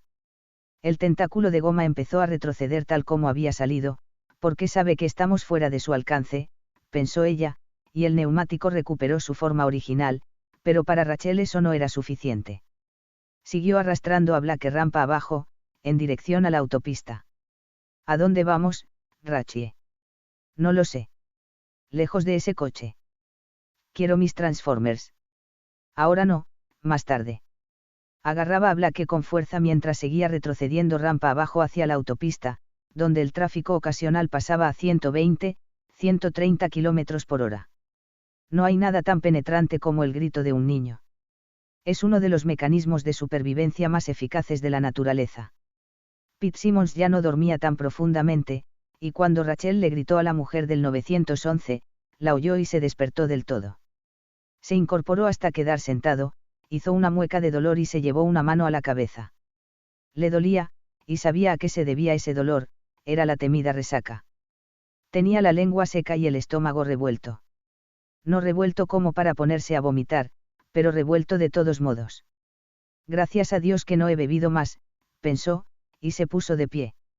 Se acercó a una de las ventanas cubiertas de alambre para ver de dónde venían los gritos. No le gustó lo que vio. Algunos de los toneles naranjas que bloqueaban la rampa de entrada al área de servicio estaban derribados y había coches ahí abajo. Unos cuantos. Entonces vio a un par de niños, una niña con unos pantalones de color rosa y un niño en pantalones cortos y camiseta de manga corta. Tan solo los vio un momento, justo para darse cuenta de que estaban retrocediendo, como si algo los asustara, y luego desaparecieron tras lo que a Pete le pareció un remolque para caballos. Algo iba mal. Debía de haber ocurrido un accidente o algo, aunque ahí abajo nada parecía un accidente. Su primer impulso fue salir de allí a toda prisa, antes de verse implicado en lo que hubiera pasado, fuera lo que fuera. Agarró sus alforjas y se dirigió hacia la cocina y la plataforma contigua. Pero entonces se detuvo. Había niños allí fuera. Niños pequeños. Demasiado pequeños para estar merodeando solos cerca de una vía rápida como la enero de 1995, y aún no había visto a ningún adulto.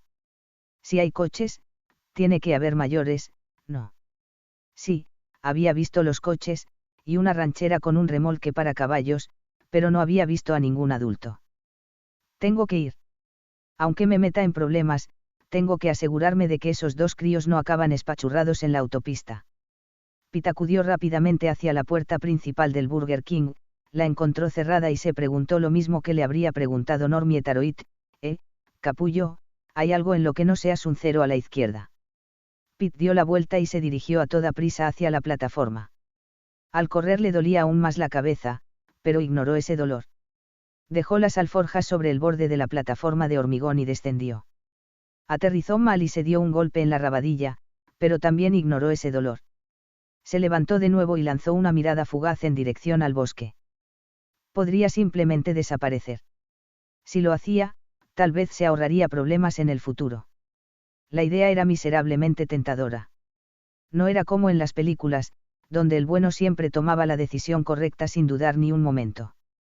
Si alguien llegaba a olerle el vodka en el aliento. Dios, dijo. Oh, Dios mío. ¿Por qué se le había ocurrido acercarse a un lugar como ese? Agarrando con firmeza la mano de Blackie, Rachel se llevó a su hermano hasta el final de la rampa. En cuanto hubieron llegado, pasó un camión con doble remolque a 120 km/h. El aire que levantó el vehículo les echó todo el pelo hacia atrás, les arremolinó la ropa y a punto estuvo de derribar a Blackie. Rachel, tengo miedo. No podemos meternos en la carretera. Cuéntame algo que no sepa, pensó Rachel. En casa no los dejaban ir solos más allá del camino de entrada a pesar de que casi no había tráfico en Beeman Lane, Falmouth. El tráfico de la autopista no era ni mucho menos constante, pero cuando pasaba un coche, lo hacía muy, muy rápido. Además, ¿a dónde iban a ir? Podían echarse a andar por el arcén, pero correrían un gran riesgo. Y no había salidas en ese tramo, tan solo bosques. Podían volver al restaurante, pero tendrían que pasar junto al coche malo. Un coche deportivo rojo pasó a toda velocidad, el conductor tenía la mano pegada al claxon y emitía un mohop constante que le hizo desear a Rachel poder taparse los oídos. Blake iba dándole tirones y Rachel se lo permitía. A uno de los lados de la rampa había unos postes que servían de barrera de seguridad. Blake se sentó en uno de los gruesos cables que unían los postes y se tapó los ojos con las manos. Rachel se sentó junto a él. Ya no sabía qué hacer.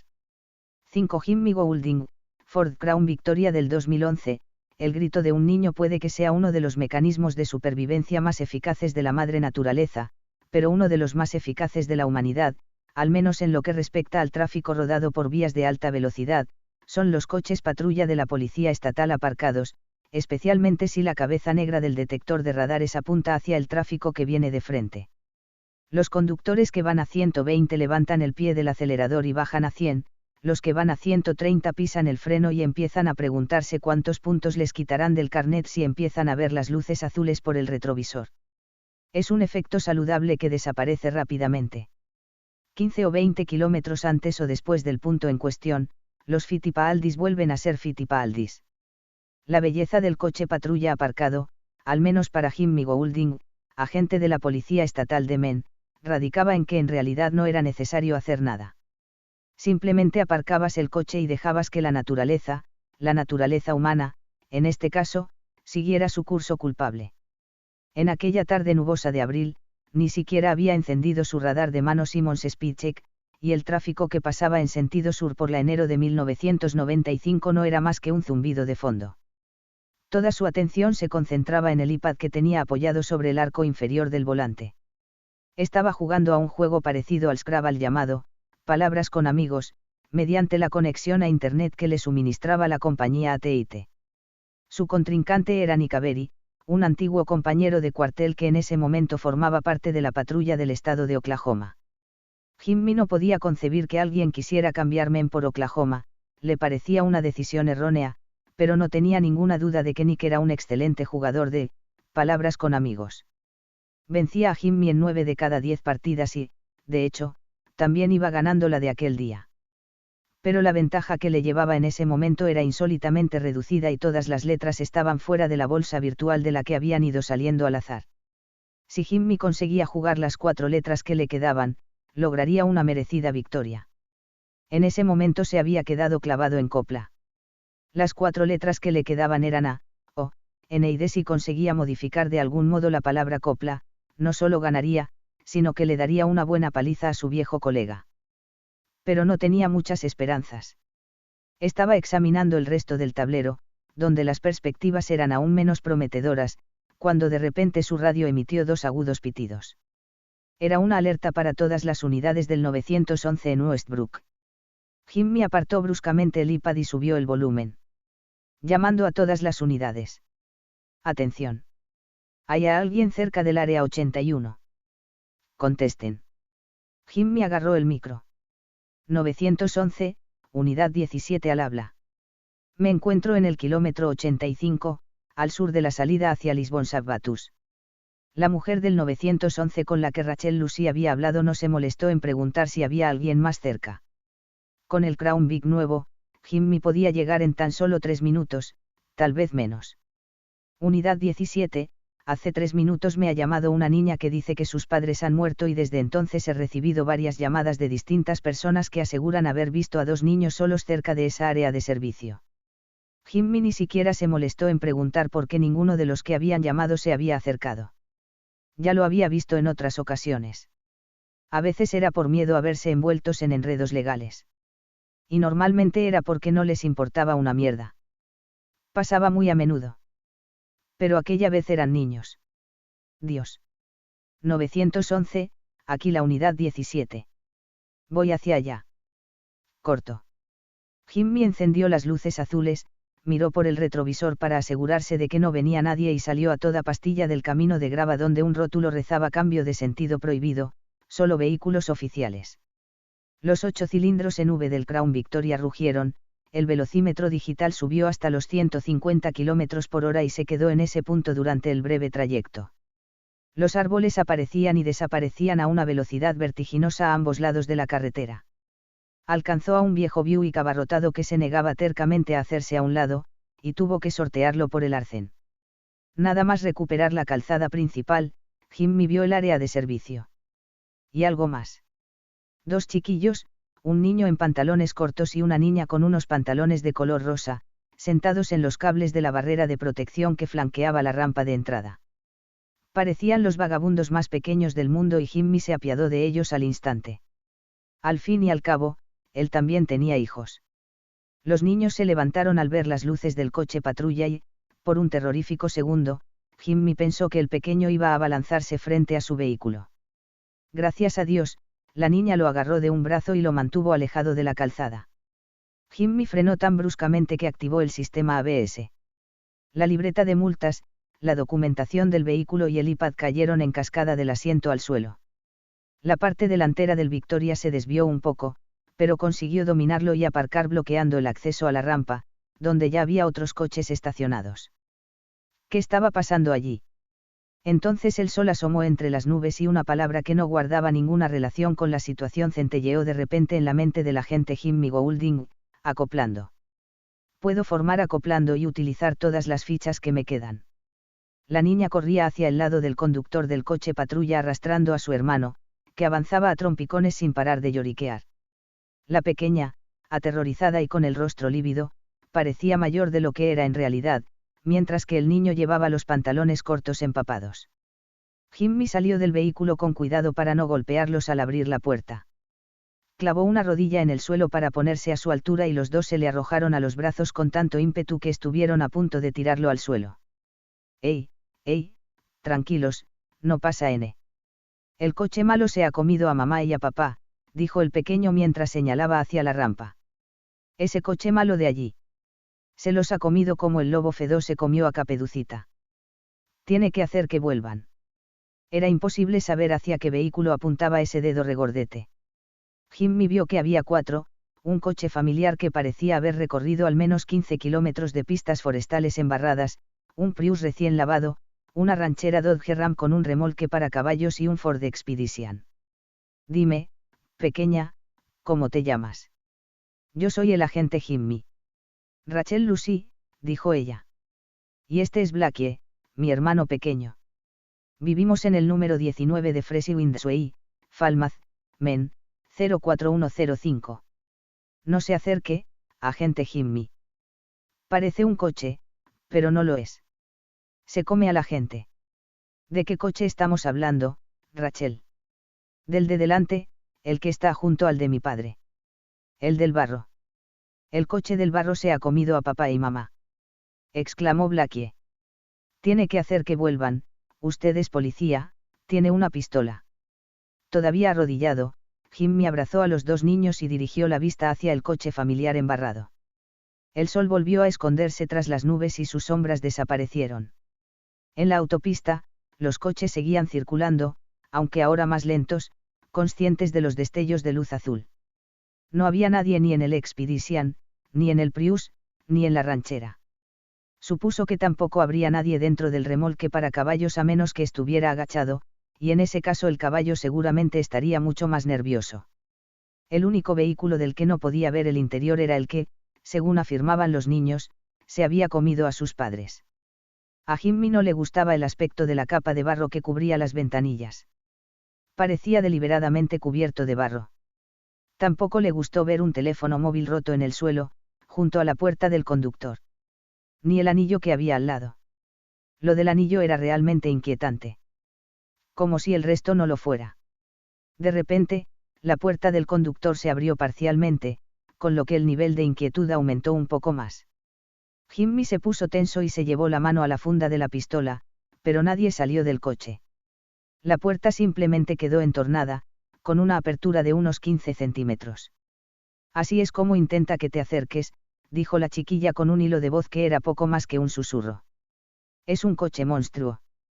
La última vez que Jimmy Goulding había creído en coches monstruo fue cuando vio la película Christine, de niño, pero sí creía que a veces los monstruos podían estar al acecho dentro de un coche. Y dentro de aquel había alguien. ¿Cómo se había abierto la puerta, si no? Podía ser el padre de esos niños, herido e incapaz de gritar, o la madre. También podía ser un tipo tumbado sobre el asiento para que no lo vieran a través de las ventanillas embarradas. Tal vez un tipo armado. ¿Quién está en el coche familiar?, gritó Jimmy. Soy agente del Estado, identifíquese. Pero nadie se identificó.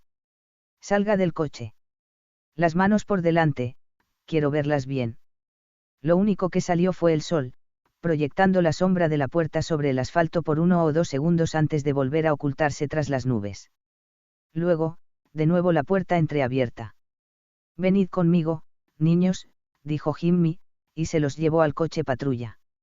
Abrió la puerta trasera y los dos hermanos se quedaron mirando el asiento lleno de papeles, el forro polar de Jimmy, que no le hizo falta ese día, y el rifle con el seguro puesto y guardado en la parte de atrás de la banqueta. Se fijaron especialmente en el rifle. Mamá y papá siempre nos dicen que no entremos en el coche de un desconocido, dijo Blackie. También nos lo dicen en la escuela.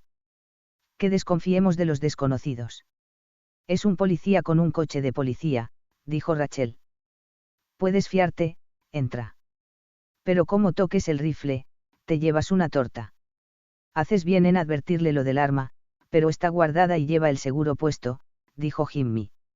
Blackie entró en el coche y miró por encima del asiento. Tienes un iPad.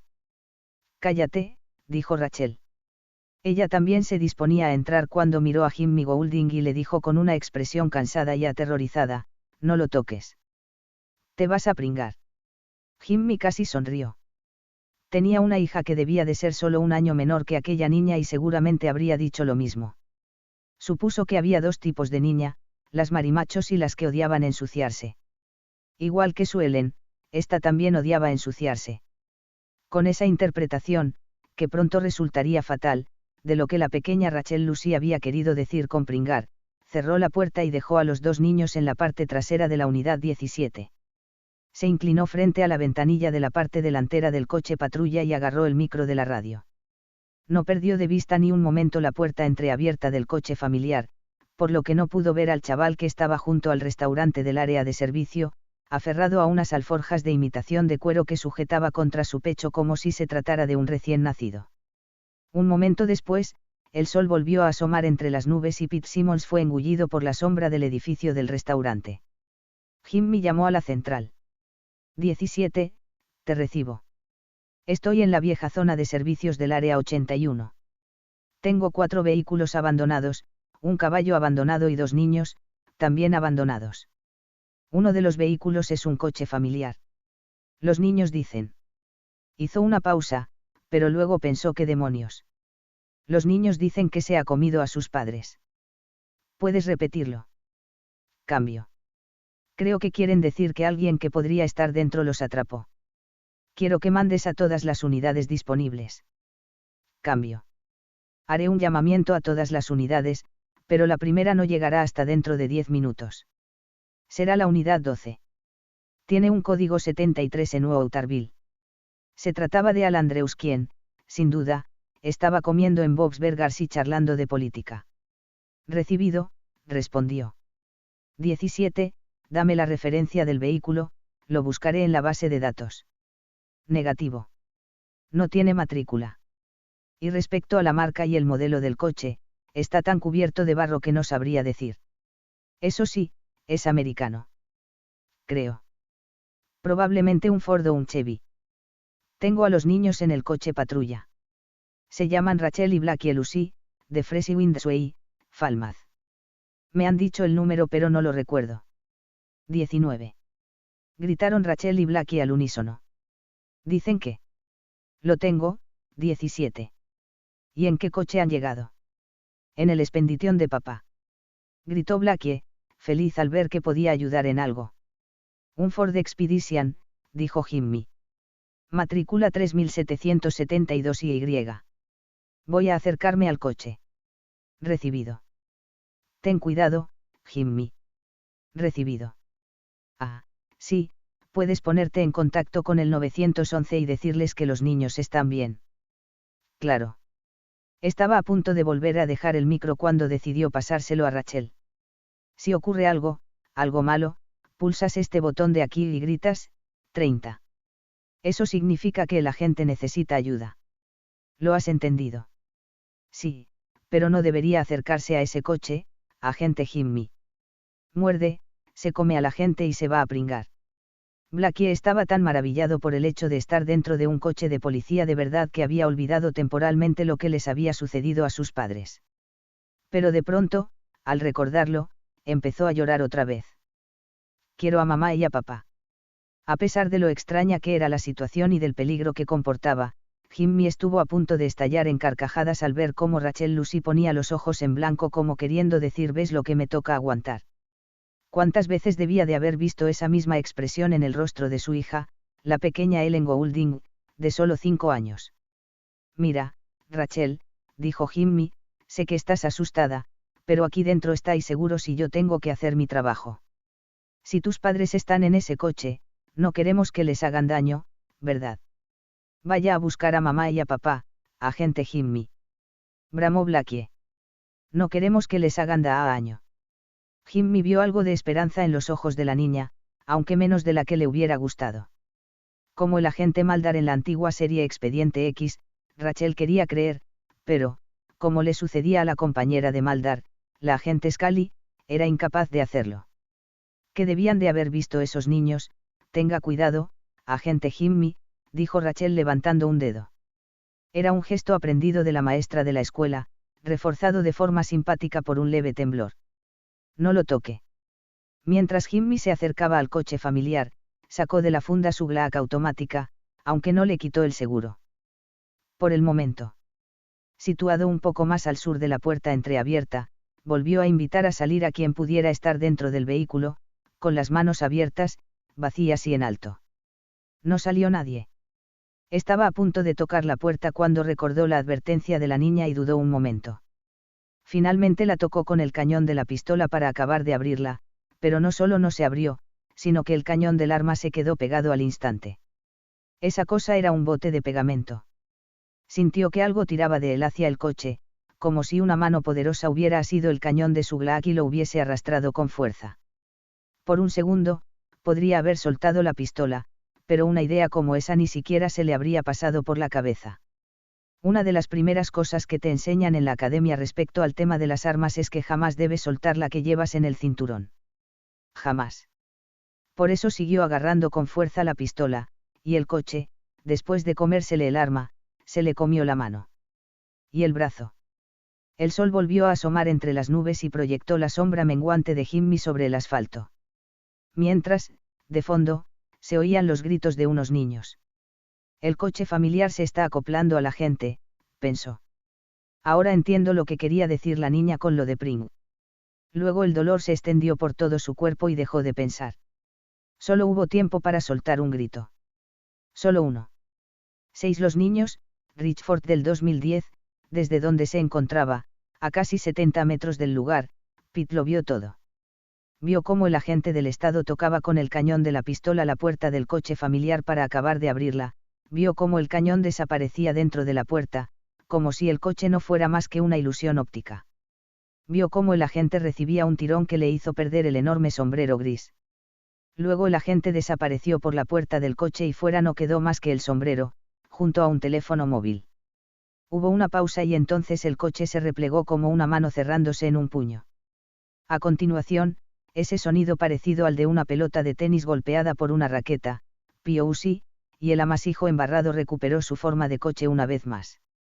El niño pequeño empezó a gimotear, la niña no paraba de gritar, 30, una y otra vez como si creyera que se trataba de una palabra mágica que J.K. Rowling hubiera omitido en sus libros de Harry Potter.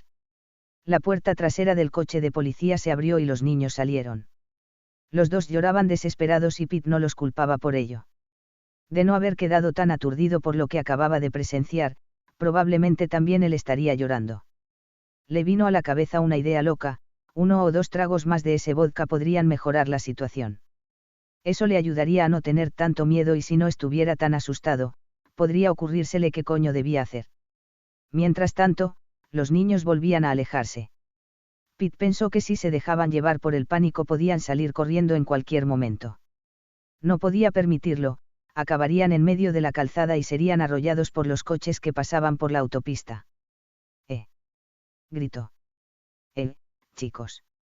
Cuando se volvieron para mirarlo, con los ojos muy abiertos, frenéticos, y la cara pálida, Pete los saludó y empezó a caminar hacia ellos. Mientras lo hacía, el sol volvió a insinuarse entre las nubes, esta vez con autoridad. El niño pequeño echó a correr hacia adelante, pero la chica lo retuvo de un tirón. Al principio, Pete pensó que ella debía de tenerle miedo, pero luego se dio cuenta de que, en realidad, era del coche de lo que tenía miedo. Pete hizo un gesto circular con la mano. Rodeadlo. Rodeadlo y venid aquí. Se colaron por entre la barrera de protección del lado izquierdo de la rampa para pasar lo más alejados posible del coche familiar y luego atajaron por el aparcamiento. Cuando llegaron a la altura de Pete, la niña soltó a su hermano, se sentó y se tapó la cara con las manos. Llevaba trenzas, probablemente se las había hecho su madre. Al mirarla y darse cuenta de que no volvería a hacérselas jamás, Pete se sintió fatal. El chiquillo lo miró con solemnidad. Se ha comido a mamá y a papá. Se ha comido a la señora del caballo y también a la gente Jimmy. Supongo que se comerá a todo el mundo. ¿Qué se va a comer el mundo? Si Pete Simmons hubiera tenido 20 años, seguramente le habría hecho un montón de preguntas estúpidas. Puesto que solo tenía la mitad de esa edad y era capaz de aceptar lo que acababa de ver, se limitó a preguntar algo más simple y más pertinente. Pequeña. Vendrán más policías. Es por eso por lo que gritabas, 30. Ella bajó los brazos y lo miró. Tenía los ojos enrojecidos. Sí, pero Blackie tiene razón. También se los comerá. Ya se lo dije a la gente Jimmy, pero no me creyó. Pete sí le creyó, porque lo había visto. Pero la niña tenía razón. Los policías no le creerían. Al final tendrían que hacerlo, pero tal vez no antes de que ese coche monstruoso se hubiera comido a unos cuantos agentes más. Creo que viene del espacio, dijo él. Como en Doctor Who. Mamá y papá no nos dejan ver esa serie, dijo el pequeño a Pete. Dicen que da mucho miedo. Pero esto aún da más miedo. Está vivo, dijo Pete, hablando más para sí que con los niños. El sol se escondió brevemente tras una de las nubes que empezaban a abrirse. Cuando volvió a salir, trajo una idea consigo. Pete había estado esperando la oportunidad de demostrarle a Normie Taroit y al resto del escuadrón rompeculos algo que los asombrara lo suficiente como para que lo aceptaran en su banda. En esas ocasiones, como suelen hacer los hermanos mayores, George siempre le ponía de nuevo los pies en el suelo, ese truco de mocosos ya lo han visto 1000 veces. Tal vez sí, pero tal vez esa cosa de allí no lo hubiera visto 1000 veces. Tal vez ni siquiera una. Tal vez en el lugar de donde procedía no había lupas. O sol, da lo mismo. Recordó un episodio de Doctor Who sobre un planeta en el que siempre estaba oscuro. Oyó una sirena a lo lejos. Estaba a punto de llegar un poli. Un poli que no creería nada de lo que los niños le dirían porque, para los mayores, los niños tenían demasiada mierda en la cabeza. Chicos, quedaos aquí. Voy a intentar hacer algo. No. La niña le agarró la muñeca con unos dedos que parecían zarpas. Te comerá a ti también. No creo que pueda darse la vuelta, le dijo Pete mientras se libraba de su mano. Le había dejado un buen par de arañazos, con sangre y todo, pero Pete no se enfadó y no la culpó por ello. Él probablemente habría hecho lo mismo si hubieran sido sus padres los que hubieran muerto. Creo que no puede moverse de donde está. Pero puede alcanzarte, dijo ella. Puede alcanzarte con los neumáticos. Se derriten. Iré con cuidado, dijo Pete, pero tengo que intentarlo. Porque tenéis razón, vendrán los polis y se los comerá también. No os mováis de aquí. Fue andando hacia el coche familiar.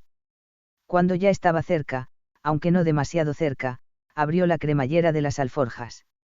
Tengo que intentarlo, les había dicho a los niños, pero la verdad era un poco distinta, quería intentarlo. Sería como un experimento de ciencias. Podría sonar absurdo si se lo contara a alguien, pero tampoco tenía que explicárselo a nadie. Simplemente tenía que hacerlo. Con mucho, cuidado. Estaba sudando. Había salido el sol y hacía calor, pero ese no era el único motivo, y lo sabía. Miró hacia arriba y entornó los ojos para soportar la claridad. No te escondas detrás de una nube. No te atrevas. Te necesito. Sacó su lupa Richford de las alforjas y se inclinó para dejar la bolsa sobre el asfalto. Las rodillas le crujieron y la puerta del coche familiar se abrió unos centímetros. «Sabe que estoy aquí. No sé si puede verme, pero me acaba de oír. Y tal vez pueda olerme». Dio otro paso. Ya estaba lo suficientemente cerca para tocar el lateral del coche familiar. Es decir, si fuera tan tonto como para hacerlo. «Cuidado», gritó la niña. Tanto ella como su hermano estaban de pie, mirándolo abrazados. «Ten cuidado con él». Con mucha cautela, como un niño entraría en la jaula de un león, Pete extendió el brazo con la lupa en la mano. Un círculo de luz apareció en el lateral del coche familiar, pero era demasiado grande. Demasiado débil. Acercó la lupa un poco más. «El neumático», gritó el niño. «Ten cuidado con el neumático». Pete bajó la mirada y vio que uno de los neumáticos se estaba derritiendo. Un tentáculo se arrastraba por el asfalto hacia una de sus zapatillas. No podía retroceder sin abandonar el experimento, por lo que levantó el pie y se quedó a la pata coja. Inmediatamente, el tentáculo cambió de dirección y se dirigió hacia su otro pie. «No queda mucho». Acercó aún más la lupa al coche. El círculo de luz se redujo hasta formar un punto blanco brillante.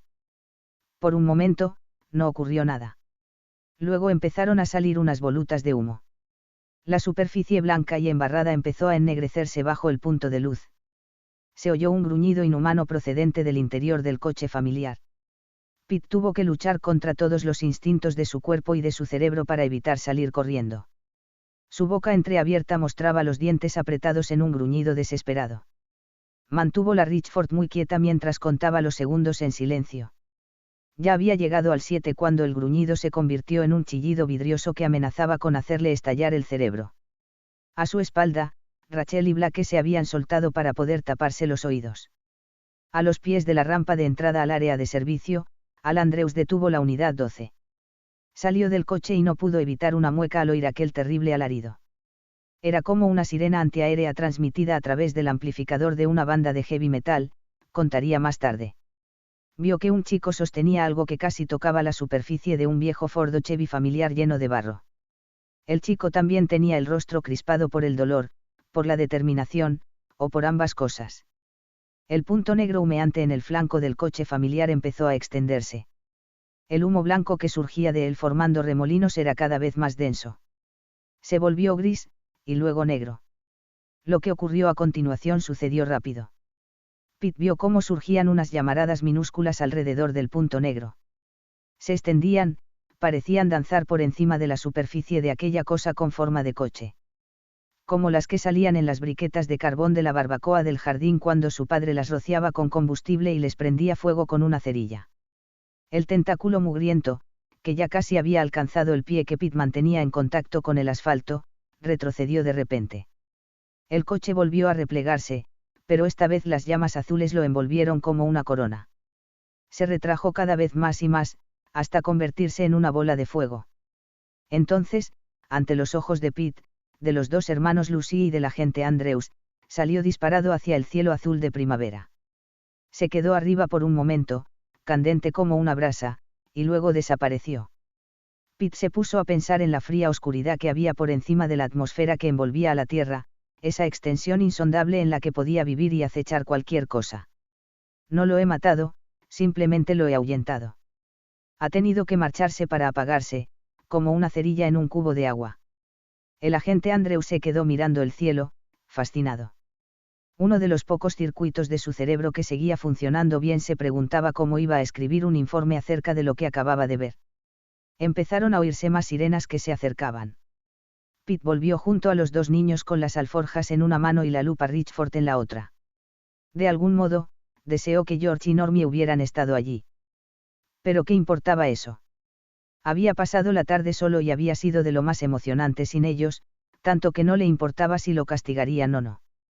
Comparado con aquello, saltar con la bici por el borde de un estúpido arenal parecía incluso aburrido. Tal vez se habría reído si los dos chiquillos no hubieran estado mirándolo. Acababan de ver cómo una especie de alienígena se comía a sus padres, vivos, por lo que mostrar cualquier tipo de alegría hubiera sido un gran error. El niño extendió sus brazos regordetes hacia él y Pete lo levantó del suelo. No se rió cuando el niño lo besó en la mejilla, pero sí sonrió. Gracias, dijo Blackie. Eres muy bueno. Pete volvió a dejarlo en el suelo. La niña también lo besó, lo cual estuvo bien, aunque habría estado aún mejor si hubiera sido una chica mayor. El agente echó a correr hacia ellos y eso le hizo recordar algo a Pete. Se inclinó frente a la niña y le echó el aliento a la cara. ¿Hueles algo? Rachel Lucy lo miró sabiamente durante un momento. Todo irá bien, dijo ella, y sonrió. Solo fue una sonrisa leve, pero ya era mejor que no verla sonreír en absoluto. No le eches el aliento. Y cómprate unos caramelos de menta o algo antes de ir a casa. Había pensado comprar chicles de menta fuerte, dijo Pete. Sí, dijo Rachel. Esos funcionarán. Para Nay Wilden y Dagalen, quienes compraron mis primeros relatos.